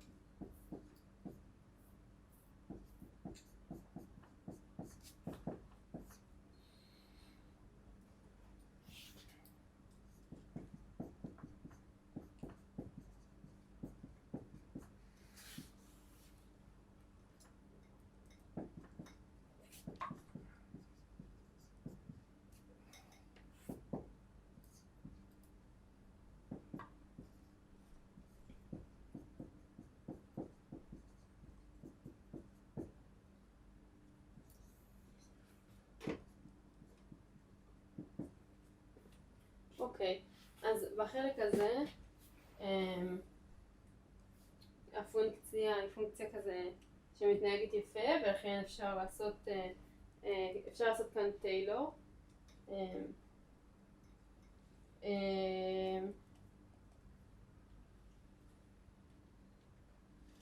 לא, האמת שלא, לא טיילור, סורי, זה מה שעושים. קודם כל מעניין אותנו פי קטן, נכון? כי זה הטווח שבו כאילו נמצאת ההתנהגות של המערכת, ואז פי קטן אחד, אז זה פשוט יהיה חצי k בריבוע x בריבוע ל-x, אז זה משהו שהולך כמו k בריבוע, כאילו k בריבוע יוצא, ואז יש כאן איזה אינטגרל על פונקציה שהיא לא מתבדרת ולא כלום, אז פשוט הדבר הזה הולך כמו k בריבוע. אוקיי, עכשיו נעבור לחלק של הזנב. אז כאן פשוט מציבים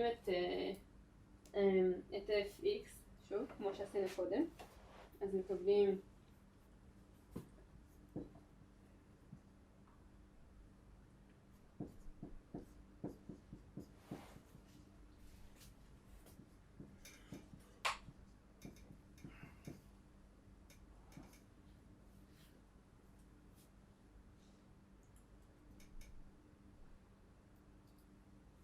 אוקיי, ועכשיו נעשה, כאילו גם כמו פה שהוצאנו את k, זה מה שאנחנו רוצים לעשות גם פה, אז אנחנו עושים החלפת משתנים של y שווה kx, אז כאן יהיה kx0 עד אינסוף, a חלקי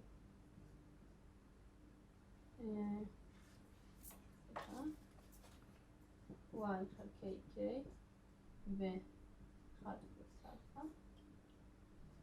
1 מינוס קוסינוס y כפול y חלקי k. אוקיי, אני ממשיכה רגע פה. אז יש לנו בחוץ a חלקי k חלקת אלפא, זה לא למטה, סליחה,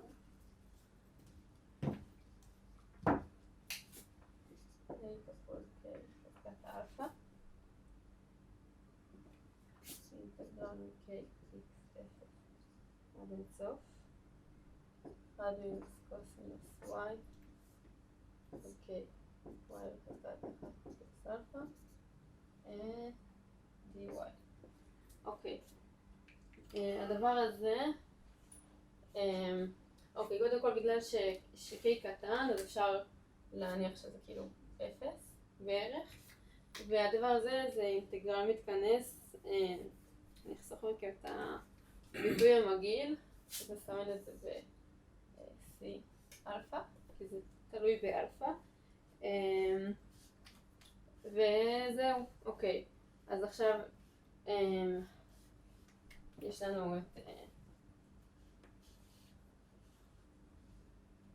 כאילו נחזור למה שאנחנו חושבים, אנחנו בעצם רוצים למצוא את פאי, אז יש לנו 1 מינוס פי k, אז זה הולך כמו, יש תרומה אחת שהולכת כמו k בריבוע, ועוד תרומה שהולכת כמו, נסמן את זה עם b, כאילו את הקומבינציה של הקבועים האלה, k בחזקת אלפא.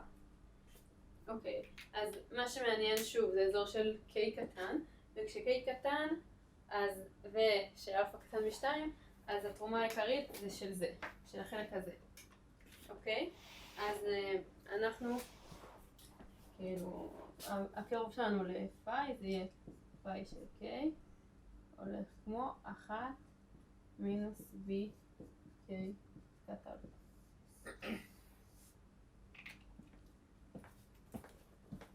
בסדר? איך אתם מבינים? כאילו, זה בסדר? פעם קודמת הבנתי גם תוך כדי וגם אחר כך שלא היה כזה דבר. אני ממש אשמח אם תשאלו. על אף השעה. או לפחות כאילו תשאלו אחר כך, לא יודע.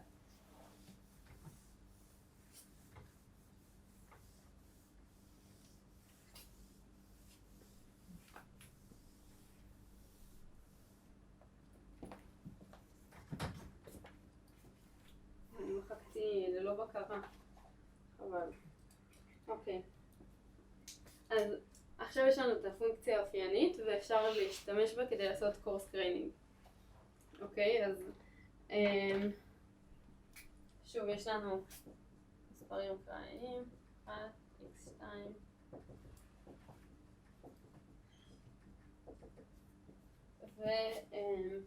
ואנחנו מחלקים אותם לכאילו בלוקים כאלה,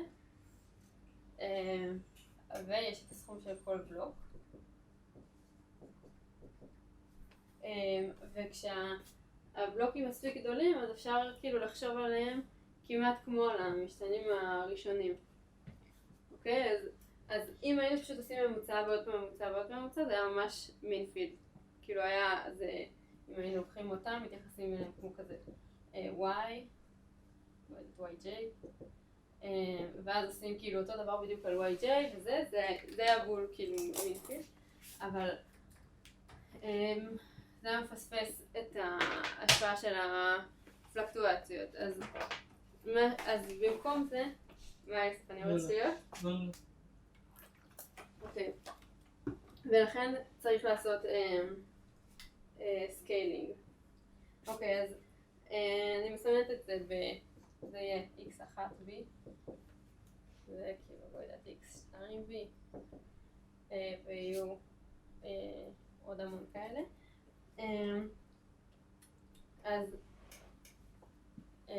אז כל אחד מהם צריך לעשות לו ריסקיילינג. עכשיו, בפעם הקודמת ניחשנו שזה יהיה 1 חלקי שורש b, נכון? שזה יהיה כאילו סכום על xi. אבל אנחנו לא יודעים הפעם מה ריסקיילינג, אנחנו לא כאילו מנסים להיות חכמים. והנקודה היא שכאילו אם ניקח סקיילינג שהוא קטן מדי, אז כאילו כזה זה יתאפס, ואם ניקח סקיילינג שהוא גדול מדי אז זה יתבדר. צריך כאילו למצוא את הסקיילינג המדויק, אז אנחנו נשאיר את זה לאחר כך, נסמן אותו בלמדה b. אוקיי, זה יהיה הסקיילינג.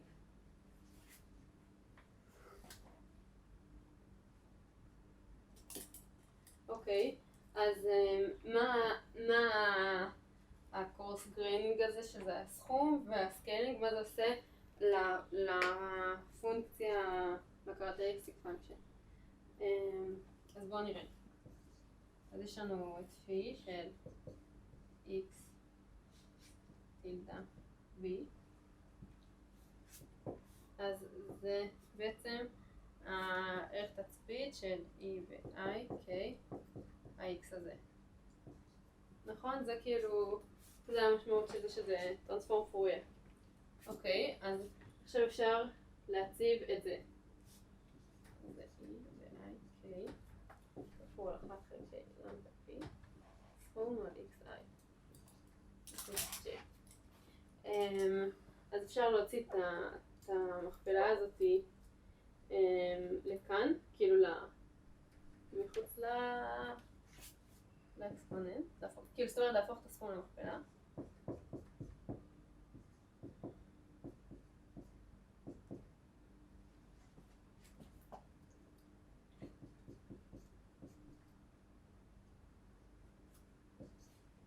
ואז בגלל שכולם זהים אפשר גם להוציא את זה החוצה לגמרי.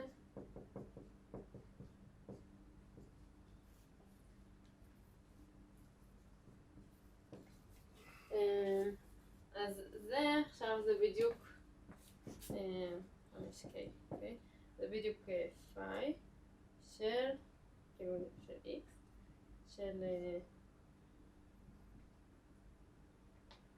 כן, K חלקי למדה B. סליחה, יש פה את המכפלה הזאת. אוקיי, זאת אומרת שזה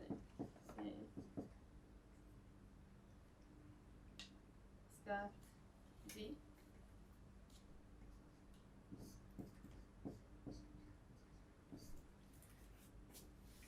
אוקיי, אז זה כאילו בעצם ה-RG סטפ, מה הוא עושה? RG סטפ. גם עכשיו להשתמש בדבר הזה שכאילו זה איזושהי, לא יודעת, פונקציה שפועלת על פאי, אוקיי? אז שזה פועל על פאי X, הרגיל. אוקיי. אז מה שזה מוציא זה את זה, פאי X, B של K חלקי למדה B. אוקיי, זה RG סטפ 1. זה מובן? אוקיי. אז אפשר, כאילו, הרעיון שאפשר להפעיל את זה הרבה פעמים. ואז, וכל פעם תצא פונקציה חדשה. בעצם, כאילו, אפשר לשים את זה בתור פי טאג, לא יודעת, B, חלקי למדה B. ואז כשמפעילים את זה עוד פעם ועוד פעם, כל פעם תתקבל כאילו פונקציה חדשה כזאת עם טאג, עד שבשלב מסוים נקבל כאילו את אותה פונקציה בחזרה. אוקיי, אז זה כאילו הפיקס פוינט. הפיקס פוינט, כשאותה פונקציה מתקבלת שוב, זאת אומרת לפי כוכבית, אז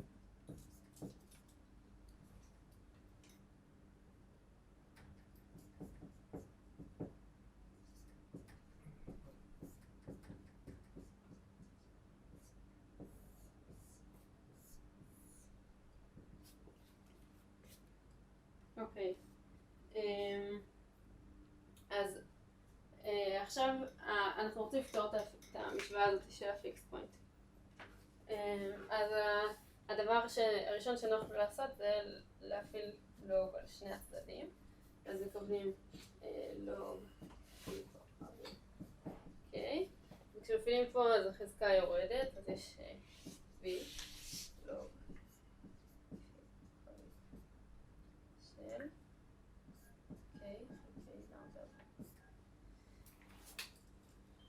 אוקיי,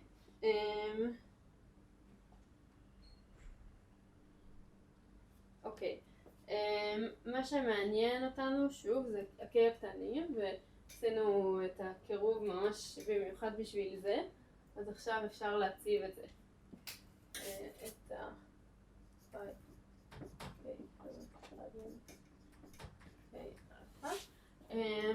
אבל לפני, אוקיי, אבל לפני שנעשה את זה, אז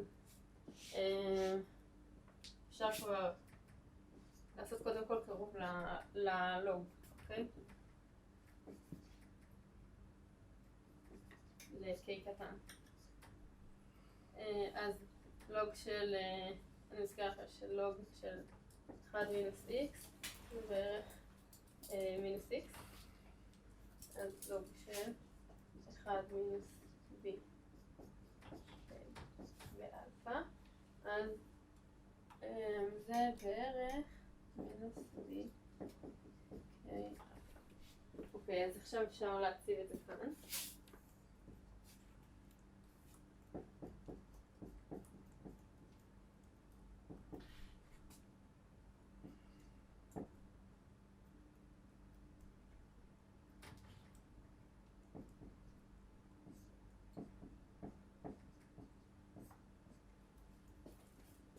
אוקיי, אז יש כאן חלקים שהם מצטמצמים.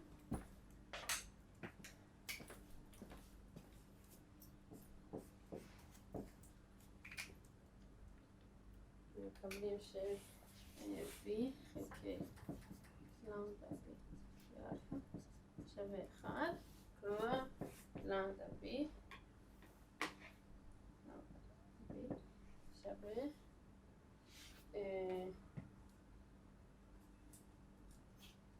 b חלקי אלפא. אוקיי, אז זה הסקיילינג פרמטר.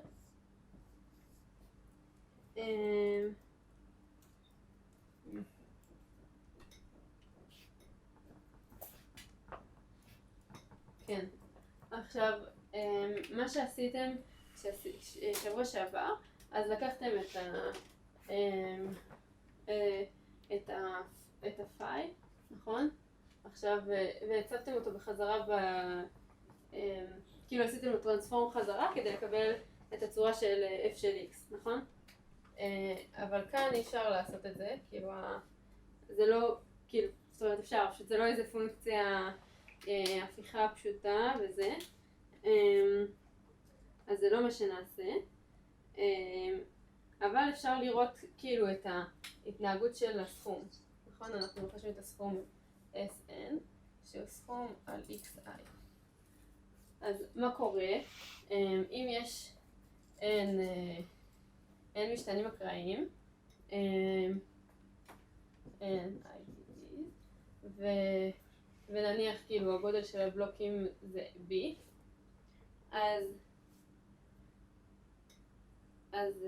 אז בעצם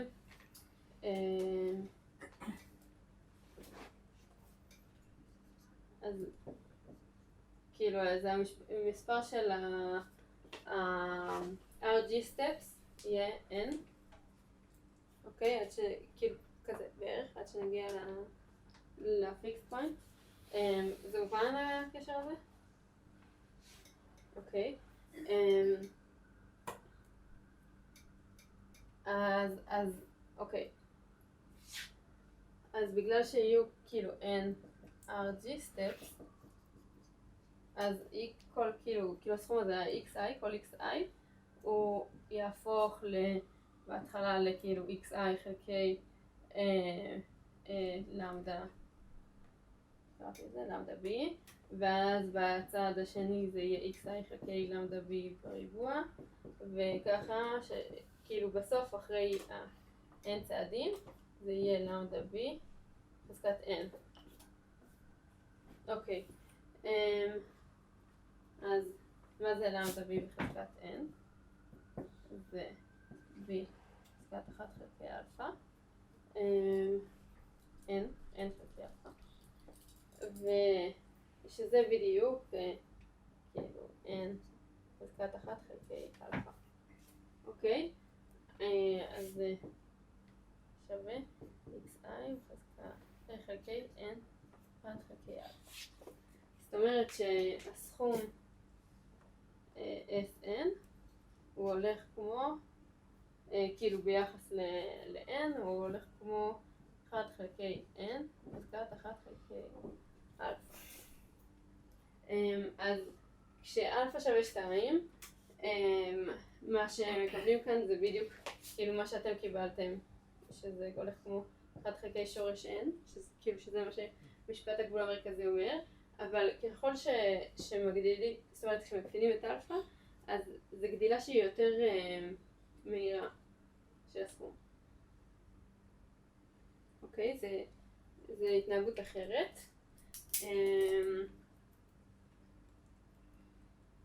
כן, אז זהו לגבי זה. יש לכם שאלות? בדרך כלל הזנב של ההתפלגות הוא מה שקובע לי את הסקיילינג פקטור? זו שאלה? חשבתי שזה כזה התחלה של הערה. כן, כי הזנב הוא מעיד על ההתנהגות כזה של המספרים הגדולים שיש להם כזה השפעה גדולה על הממוצע. כן, והזנב הוא יכול להיות שהוא כאילו הרבה יותר חלש משאר ההתפלגות, כאילו שזה משהו עם הסתברות קטנה, אבל עדיין ככל שדוגמים יותר ויותר מספרים, אז יש יותר ויותר סיכוי לדגום משם. אז זה הרעיון. אני יכול ללכת גם בכיוון ההפוך של אם יש לי את הסקיילינג פקטור או את הפרלו, אני יכול למצוא כאילו את ההתפלגות שלי. ההתפלגות המקורית? כאילו לפחות את הזנב, לא? אני פשוט לא הבנתי בדיוק את השאלה. אני צריך לחשוב. לא, תנסה, פשוט לא אחזתי בכל המושגים שאמרת. אם אתה רוצה, כן. אני אחשוב על זה ואני אבוא אחרי. אוקיי, סבבה. למה לאלפא גדול מ-2 אני לא מקבל את ההתנהגות הרגילה? כי כשאלפא גדול מ-2, אז כאילו מה שיהיה לך כאן, אז הוא יהיה החלש יותר. ואז כאילו אתה נתקע על השאלה. אוקיי. סבבה. אז... אוקיי. אז אני רק רוצה כאילו שוב כזה לשים את הנקודה על איפה היה כל צעד ב-RG. אז כאילו כאן עשינו את הבלוקינג, זה הצעד הראשון של כאילו הקורס קריינינג, ויש כאן גם כאילו איזה משהו שהוא... אוקיי, הדבר החשוב כאילו, שוב, אני אחזור על זה שוב, ב-RG זה שמעניין אותנו מה קורה בקיים הקטנים, כי זה מה שמגדיר את הדברים הגדולים שקורים במערכת. הקיים הגדולים הם כזה הדברים המקומיים שקורים, הפלקטואציות וזה. אז כשסוכמים על כזה כמה ביחד, אז זה מוריד חלק מהפלקטואציות. אז זה כאילו הסכום, כאילו הקורס גריינינג. כאן עשינו את ריסקיילינג, ואחרי זה מצאנו מה כאילו הסקיילינג המתאים. ואז אחרי זה כאילו מצאנו את self similarity, כאילו איך מה שקורה לפני הצעד זה למה שקורה כאילו אחרי הצעד, או מתאים, כאילו איך הצעד קורה. ואז מצאנו את המשוואה של הפיקס פוינט, וממנה מצאנו מה הסקיילינג הנכון, וגם כאילו גם מה הסקיילינג הנכון שהיה צריך להפעיל בקורס קריינינג, וגם מה ההתנהגות של הסכום. אוקיי? אז הליין איקוויישן הוא כאילו המשוואה הזאת הוא מאוד כללי, נכון? כאילו תמיד יש משהו בסגנון הזה.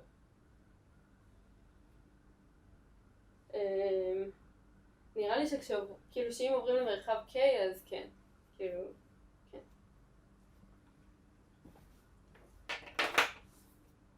מה שמשנה פשוט הוא הקשר שיש לנו עם איך קוראים לזה? פונקציית זהות? קרקטריסטיק. כן. אז כאילו זה הדבר היחידי שבעצם כאילו שונה ממה שעשינו בינתיים בפיתוחים. נכון, במקרה, כן, בדיוק. אבל נראה לי מה שיוסף התכוון זה כאילו משהו הרבה יותר כללי, שגם כאילו כשעושים את זה במערכות פיזיקליות אז זה יהיה משוואה דומה. כן.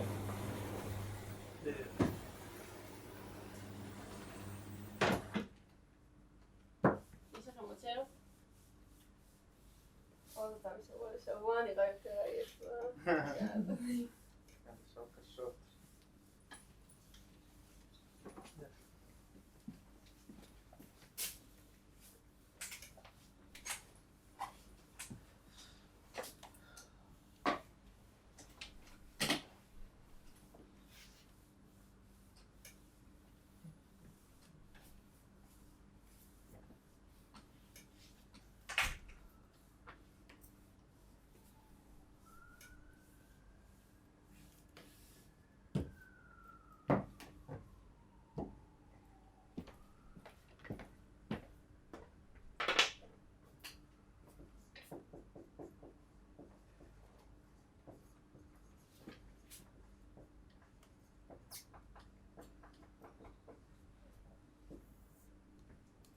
אוקיי, אז עכשיו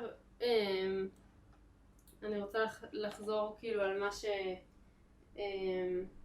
שעשיתי פעם קודמת, שזה extreme value סטטיסטיק, שזה זאת אומרת כאילו איך המקסימום מתפלג, אבל אני אעשה את זה בדרך דומה למה שעשיתי עכשיו ומה שסטאס עשה בהרצאה הקודמת, שזה מקווה שזה יהיה יותר סביר. בסדר? אוקיי, אז שוב נניח שיש כאילו מספרים אקראיים, x n'ים כאלה, שהם מתוך איזושהי התפלגות fx, ואנחנו רוצים למצוא את המקסימום. נסמן את המקסימום mn. אוקיי, אז כשחישבנו את הסכום, אז הגענו למסקנה כאילו שהדבר הנכון להסתכל עליו זה ה-characteristic function, כי היא מגיעה, כאילו זה הופך את הסכום למכפלה. אז גם כאן אנחנו רוצים משהו כזה. אז הגודל, כאילו, לא יודעת, הפונקציה הנכונה להסתכל עליה זה יהיה ה-CDF. כאילו ה-CDF זה כזה הפונקציה הקדומה של ה-F, שהיא הסיכוי כאילו fx, זה הסיכוי שמאורע יקרה כאילו, או הסיכוי שכאילו xi קטן מx, אוקיי? כמו שאתם יודעים. אז בעצם זה יהיה הדבר היותר נוח להסתכל עליו. למה? כי אם אנחנו חושבים על הסיכוי ש n קטן שווה x, זאת אומרת שכאילו x גדול מ-mn, אז זה אומר ש x גדול שווה x1 וגם x גדול שווה x2, ככה עד xn גדול שווה xn. ובגלל שזה משתנים אקראיים בלתי תלויים באותה התפלגות וכל זה, אז זה בעצם יהיה פשוט מכפלה של הסיכוי ש-x גדול שווה xy, שזה בדיוק ההגדרה של ה-CDF, fx. זאת אומרת שזה בדיוק fn של x. אז גם כאן כאילו הגענו כזה לפונקציה שהיא מכפלה. עכשיו אם פשוט נחשב אותה, שזה כאילו יהיה סוג של המינפילד, אז כשלוקחים את n לאינסוף, אז בגלל ש-fx זה בין 0 ל-1, אז זה יכול להיות בעצם או 0 או 1, כן? אם fx קטן מ-1, אז בסוף, כאילו, כשמכפילים את המספר הזה שהוא קטן מ-1, כפול המספר שקטן מ-1, כפול כפול כפול כפול, זה הולך ל-0, ואם זה 1 בדיוק, אז זה יישאר 1.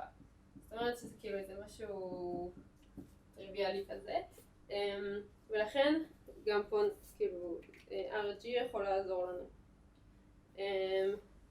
אז נתחיל עם הקורס מיינינג.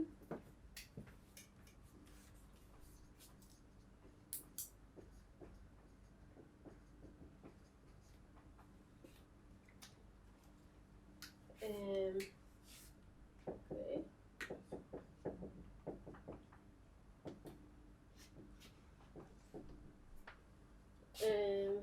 זה מובן בינתיים? כן. אז גם כאן אפשר לעשות את אותו רעיון, כאילו אפשר לחלק לבלוקים, לכל בלוק לחשב לו את המקסימום, ואז להסתכל על כל המקסימומים האלה בתור התפלגות חדשה, שמסתכלים על המקסימום, כאילו התפלגות של מספרים שכזה נדגמו מאותה התפלגות, ומחפשים את המקסימום שלהם. כאילו זה, לכן גם פה אפשר לעשות כאילו את הבלוקינג הזה. אז לכל בלוק יהיה את המקסימום שלו, נגיד, לא יודעת, yi, יהיה המקסימום של ה-x'ים האלה, y1. וכאן זה יהיה y2, המקסימום ה-x'ים האלה, ואז כאילו יכול להיות לנו בעצם y1, y2, אז yn חלקי b. אוקיי? אז מאיזה התפלגות נלקחים ה-y האלה? הם המקסימום של b משתנים אקראיים, שזה גודל הבלוק, אז הם כאילו אולי מתוך f b של x, נכון? זאת אומרת, לא אולי. אוקיי, אז עכשיו בשביל להפוך אותם לזהים למספרים המקוריים, אז צריך גם להם לעשות ריסקיילינג, כמו שעשינו קודם. אבל כאן הריסקיילינג שנעשה, כאילו יהיה של x, נוסיף לו גם כאילו את הסקייל הזה וגם עוד איזושהי הזזה. סורי על BB.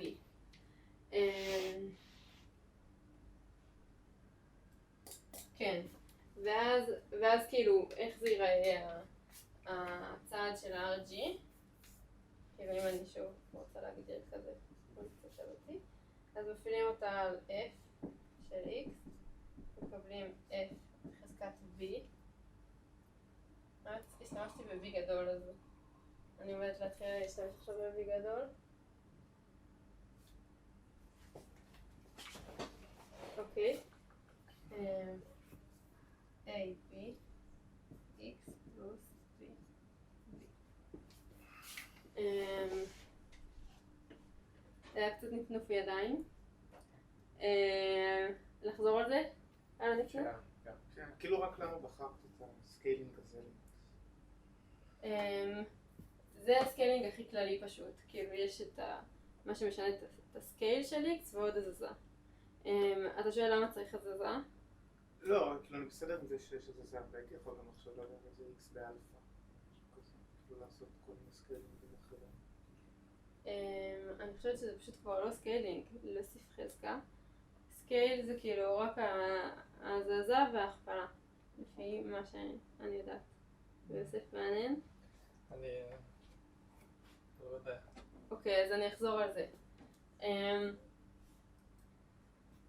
יש את הרבה משתנים אקראיים, אנחנו מחפשים את המקסימום שלהם. אם אנחנו ישר נחפש, כאילו נסתכל על והגענו למסקנה שמה שצריך להסתכל עליו זה F בחזקת N, ש-F זה ה-CDF. עד כאן זה בסדר, זה מובן. הסיבה לזה שכאילו פשוט ה-CDF זה יוצא משהו שהוא כזה יחסית טבעי להסתכל עליו, כי מקסימום הוא מי שיותר גדול מכל האחרים. ו-CDF זה בדיוק מגדיר כאילו דבר כזה, אוקיי? אז בגלל זה אנחנו מסתכלים על F בחזקת N. עכשיו אם ניקח את זה ישר, שזה המין פילד, אז מקבלים משהו מאוד טריוויאלי, כאילו כל עוד בעצם fx שווה 1 זה אומר אינסוף, כאילו x הולך לאינסוף, אז כל עוד x לא הולך לאינסוף, אז הוא בטוח לא המקסימום. אז כדי לקבל משהו שהוא לא טריוויאלי, אנחנו שוב, כאילו אנחנו משתמשים ב-RG, מחלקים את המשתנים אקראיים לבלוקים כאלה של מספרים, ואז אפשר כאילו להסתכל על המקסימום של כל בלוק בתור משתנה חדש, זה כאילו המשתנים y האלה, ואז למצוא את המקסימום שלהם. עכשיו, הם קצת שונים מה-x'ים המקוריים, הם באמת לא בדיוק אותו דבר. אז איך אפשר לגרום להם להיות אותו דבר? זאת אומרת, הנה, כאן כתבתי כאילו yi הולך כמו f בחזקת b של x. הייתי רוצה שיהיה פה y. אז איך אפשר לגרום להם להיות אותו דבר? עושים להם איזשהו סקיילינג, עושים איזושהי הזזה. הרעיון הוא שכאילו ההתפלגות של המקסימום ככל שמוסיפים עוד מספרים, אז גם יכולה להתרחב וגם כאילו לזוז כזה, כי אפשר לחשוב על זה שככל שדוגמים עוד מספרים, אז כאילו מקבלים כבר גם מספרים יותר גדולים שהם המקסימום. אז זהו, ואז זה כבר רק טכני, כאילו הגדרתי איזה פעולה של RG שפועלת על F של X, מה היא עושה. כאילו, זה כאילו הבלוקינג הזה שעושים, אז זה מוסיף את החזקה B, והריסקיילינג שם פה איזה, כאילו, את X, אבל אחרי שעושים לו סקיילינג. בסדר? כן, אולי יכול להיות שהטרנספורמציה הזאת זה בגלל שיש את, עושים סכום ולא עושים כאילו משהו כפול X, כאילו המספרים לא עושים את זה כפול, נכון? אז פשוט צריך להיות משהו ליניאר. או לא, כאילו הטרנספורמציה. אני מנסה להבין, לא כאילו... כן, כן.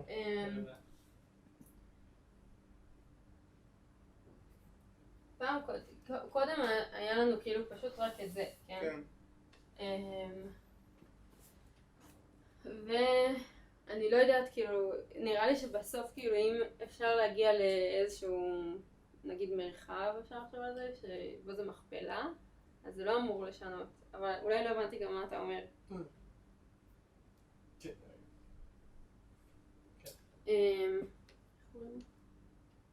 איך קוראים לך? טוב. איתמר, אתה הבנת? כי זה נראה שאתה גם רוצה לשאול. לא, מה שאני רוצה לשאול זה לגבי באופן עקרוני ההגדרה של CDF זה Cumulative Distribution Function. אז אנחנו בחרנו את ההגדרה הזאת, שאלת השאלה אם פשוט על ידי החלפת משתנים אפשר לעבור בין שתי, כאילו, יש לזה הוכחה מתמטית כלשהי, שפשוט יכול לעבור, אם יש לך סכום שאתה לוקח בתוך קבוצה מסוימת, אז זה יהיה כמו החלפת משתנים של, זה דבר שהוא טריוויאלי, כאילו? זה דבר שכאילו מתמטית הוא נכון פשוט בכל מקרה, או שעבור מקרים מסוימים זה יעבור? רגע, אם אתה לוקח סכום... לצורך העניין יש לי X משתנה, אני ב-CDF בעצם עושה את מה הסיכוי שאני יכול לסחור, כאילו שהמספר כלשהו יהיה יותר גדול מהסכימה עד נקודה מסוימת. כן. אוקיי? עכשיו, השאלה אם כשאני לוקח סכומים נפרדים, זה עדיין ממשיך, כי בעצם המשתנים שלנו השתנו ואנחנו, מכיוון שהם לא בהכרח תלויים אחד בשני. הם בהכרח לא. אוקיי, אז הם בהכרח לא תלויים אחד בשני. כן. אז האם פשוט על ידי החלפת משתנים אפשר לשנות את זה? לא כל שתי פונקציות אפשר להחליף ביניהן בידי הבנתי. אתה שואל כאילו האם הסקיילינג אמור להספיק בשביל... בדיוק, בשביל לעשות את האמירה הזאת. כן, אוקיי, אז אני חושבת שזאת הנחה שמניחים, והיא באמת לא נכונה לכל פונקציה, וכאילו אם יש לך איזושהי התפלגות שה-CDF שלה לא מתאים להנחה הזאת, אז RG לא יעבוד עליה. כן. אוקיי. יש כאילו restriction כזה, מה אנחנו יכולים לשים ב-A? ב-A? כן, כן. כאילו יש משהו, יכול להיות כל מספר, או יש משהו שאומר לו, פשוט צריך להיות מספר כזה. שאלה טובה. יכול להיות שזה לא יכול להיות שלילי.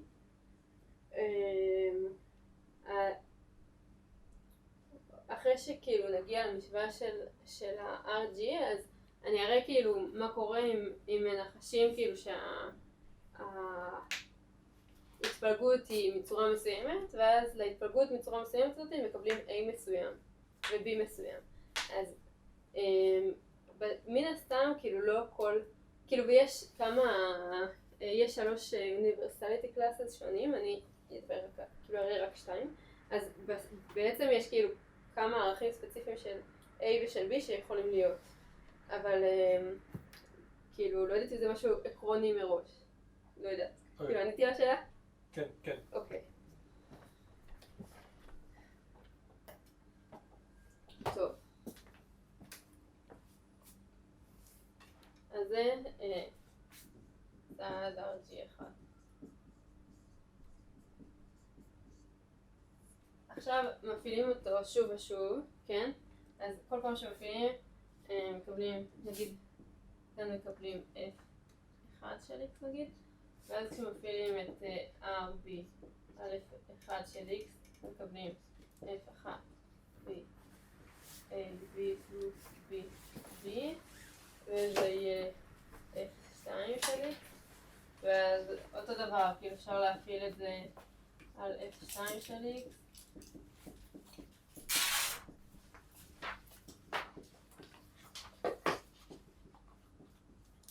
ולקבל את 3 של X, וכולי וכולי וכולי, עד שמתישהו מגיעים לאיזשהו,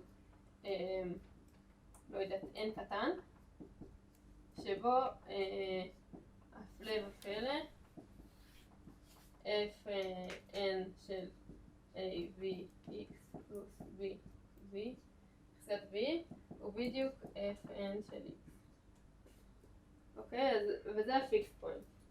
אז המשוואה של זה פיקס פוינט. אז המשוואה של הפיקס פוינט f כוכב חזקת v של a vx פלוס v שווה f כוכב של x. אז זה ה-RG equation.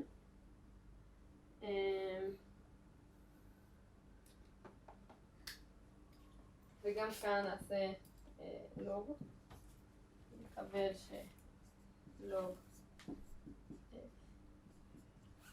x שווה v לוג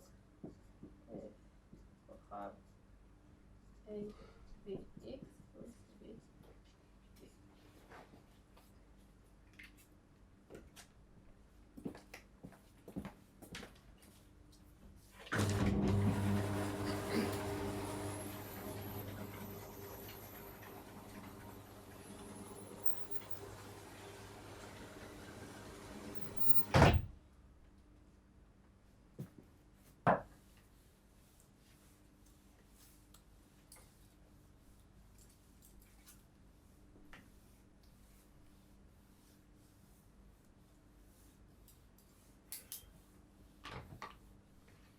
אוקיי, אז עכשיו, אחרי שקיבלנו את המשוואה הזאת, אז אני אראה כאילו שתי צורות של ההתפלגות שיכולות להיות, ואז איזה סקיילינג מקבלים בשבילם, כאילו איך מתנהג המקסימום בעצם.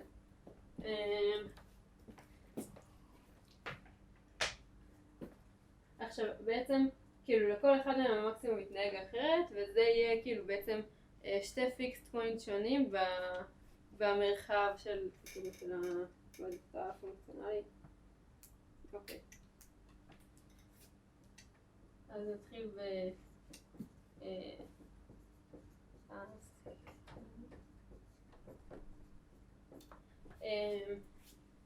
כמו שדיברנו קודם שכאילו ה-K הקטן זה מה שחשוב כי הוא מראה כאילו את ההתנהגות שקורית לכל אורך המערכת, אז גם כאילו כשמסתכלים במרחב X אז הזנב זה הדבר החשוב, כאילו הזנב של ההתפלגות. כן, ובגלל זה כאילו זה מה שנראה. אז אם של X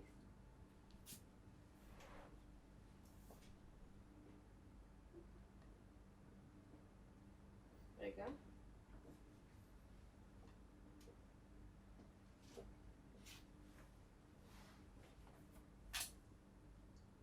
לא של X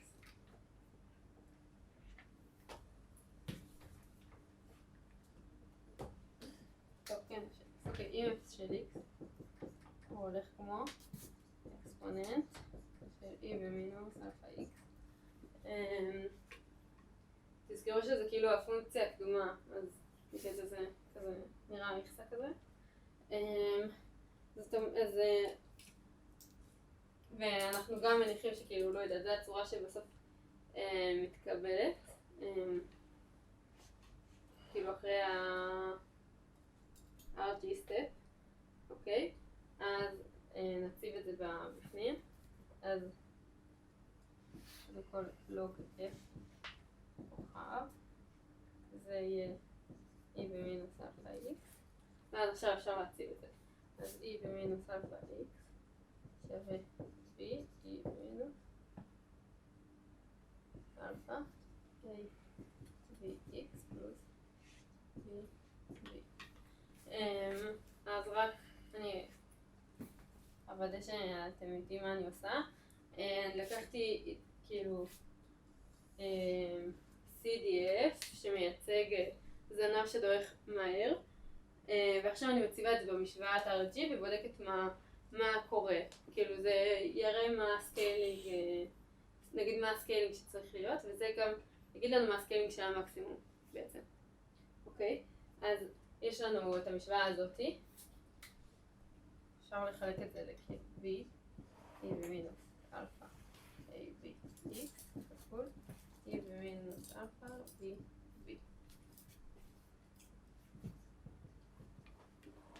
אוקיי, אז צריך שזה וזה יהיו מאותו סדר גודל, וזה וזה יהיו מאותו סדר גודל. כי כאילו הם תלויים ב-X והם לא תלויים ב-X. סך הכל, כדי שהמשוואה הזאת תעבוד. אוקיי, אז התנאי הראשון זה על X, על החלק שקשור ל-X. מינוס אלפא הולך כמו מינוס אלפא AB. זאת אומרת ש-AB הולך כמו 1. והתנאי השני זה V הולך כמו E במינוס אלפא B, B.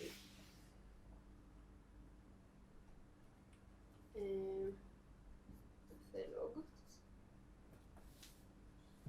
סליחה. או שנעשה אותם פשוט כדי הולך כמו 1.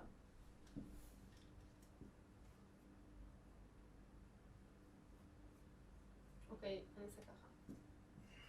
סליחה. אוקיי, אז לוג V כמו אלפא V, V.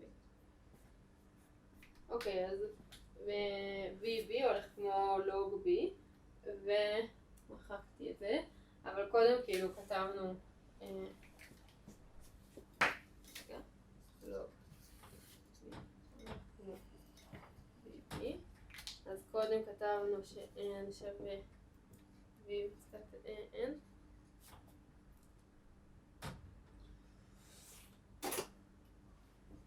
זאת אומרת כאילו שעושים N steps, כל הזה. בעצם אני רוצה להיפטר מה-B, ה-B זה הגודל של הבלוק, זה כאילו המוטיבציה כאן. אני רוצה כאילו שיהיה לי את N. אוקיי, אז אני מציבה את B כאן, אז לוג N קצת 1 חלקי N. רגע, שנייה, סליחה, עשיתי פה בלגן. תשכחו ממה שאמרתי. אוקיי, אז מה שמעניין אותם זה מה קורה ל-X, אוקיי? ל-X'ים שדוגמים, שהם לוקחים את המקסימום, מה קורה להם אחרי הצעדים של ה-RG. אז אחרי צעד אחד, X הופך ל-A, B, X פלוס B, זאת אומרת כאילו X פלוס לוג B. נכון? אחרי צעד שני זה הופך להיות x פלוס 2 לוג b, ואחרי n צעדים זה יהיה x פלוס n לוג b. עכשיו נציב את הקשר הזה של n שווה b בחזקת n, n קטן. אז x הולך x פלוס n לוג b בחזקת 1 חלקי n, וזה מצטמצם מזה, n הזה מצטמצם מ-1 חלקי n, אז זה שווה x פלוס לוג n. אוקיי, אז כשדוגמים n משתנים מקראיים, אז המקסימום גדל כמו לוג n. הסקיילינג שלו נשאר קבוע, זאת אומרת כאילו ההתפלגות של המקסימום לא מתרחבת, אלא היא רק זזה. זה מובן? כאילו איך רואים את זה מכאן? מה עשיתי? כן. בדיוק על זה שאלתי, כי אם A הוא 1 אז פשוט זה לסוס את כל התרבות. זאת נשמע ששאלתי את זה. כאילו רצית לשאול האם יכול להיות שהוא לא יהיה 1? יכול להיות, בטח שיכול להיות, אבל אם יש משהו נכון, אחר. ספוילר. כן. הבנתי. כן, אוקיי, אז המשמעות של זה שהוא פשוט זז, זה ש...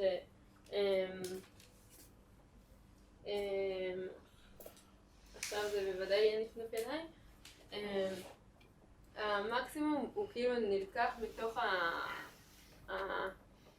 קודם קראנו לזה בלק של ההתפלגות, כאילו לא מהזנב הרחוק, הוא לא מאירועים נדירים ורחוקים ואולי לא מייצגים, אני אקרא לזה. אולי זה יותר ברור אחרי שנסתכל על האופציה השנייה.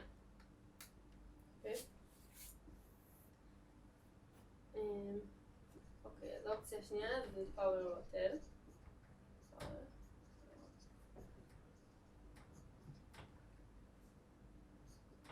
כאן f של x הולך כמו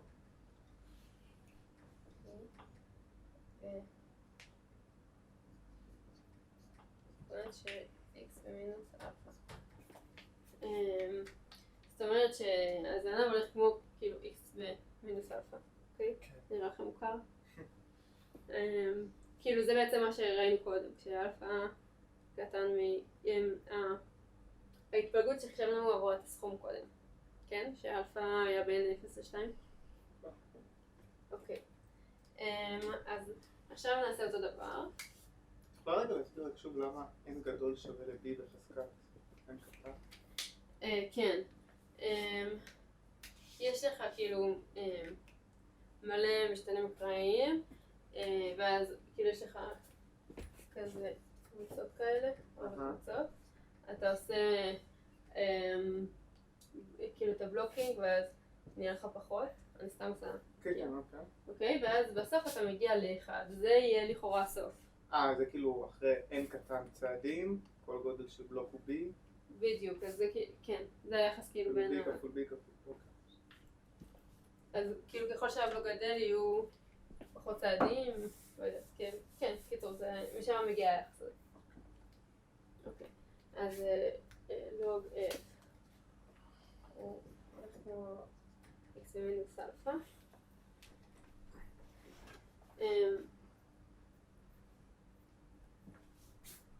אז x במינוס אלפא, אני מציבה את זה עכשיו בשבילה כאן, שווה b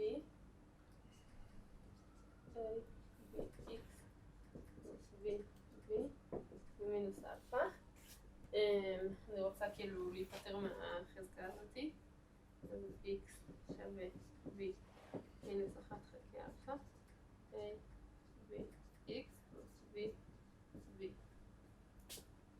אז שוב יש לנו שני חלקים, זה וזה צריכים להיות באותו סדר גודל, וזה הוא צריך להיות 0, כי אין לו כאילו משהו שמתאים לו עוד, אז אנחנו פה יודעים ש-b שווה 0, ו-1 הולך כמו b קצת 1 מינוס אלפא, כל a b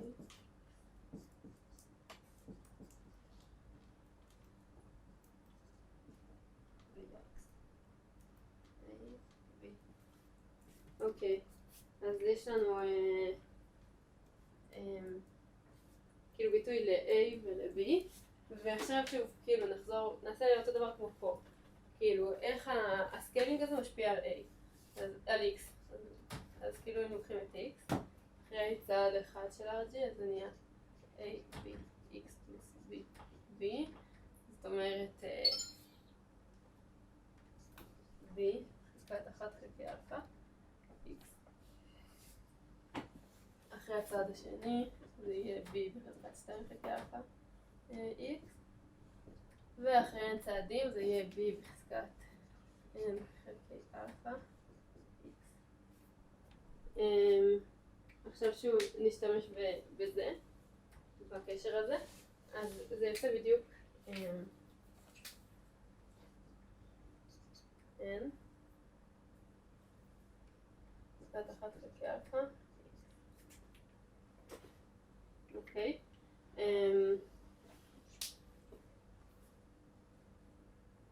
זאת אומרת שההתפלגות הולכת ומתרחבת.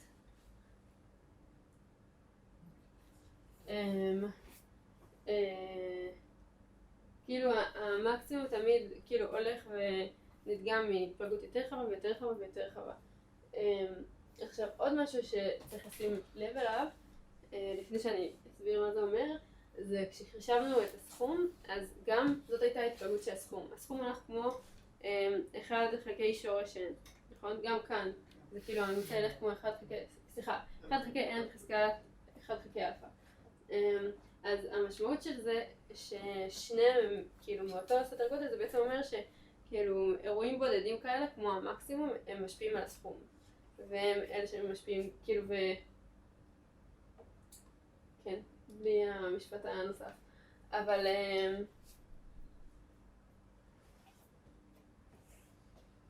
כן, אז כשיש זנב שהוא מאוד גדול, אז תמיד יהיו אירועים נדירים כאלה, כאילו הם תמיד יקרו, הם תמיד ישפיעו על המקסימום עד כדי להרחיב את ההתפלגות, הם לא יהיו כאילו אירועים נדירים שלא משפיעים. הם ישפיעו גם על המקסימום וגם על הסכום.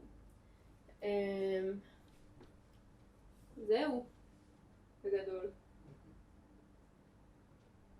כן. אני יכולה לחזור שוב על הצעדים של ה-RG.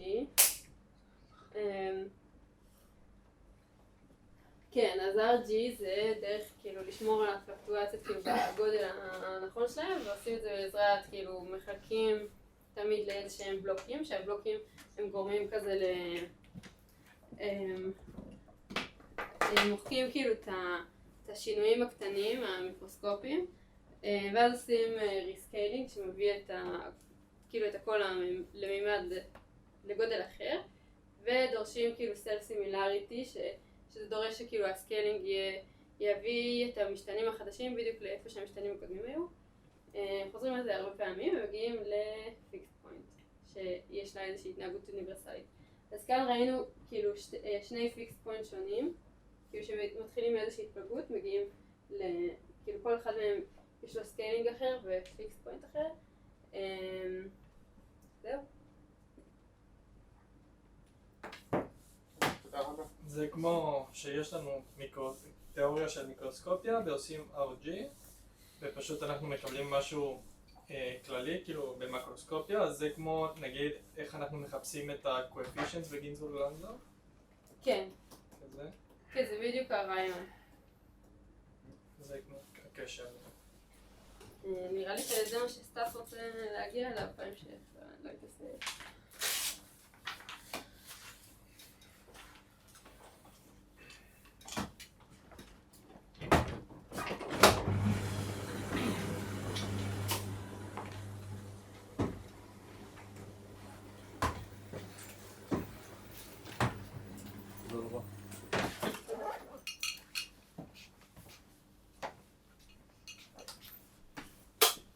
ממש שהסברת את זה. לא, עכשיו זה היה יותר מובן? כן. ממש. כן. לא ישמעו אותי בהקלטה.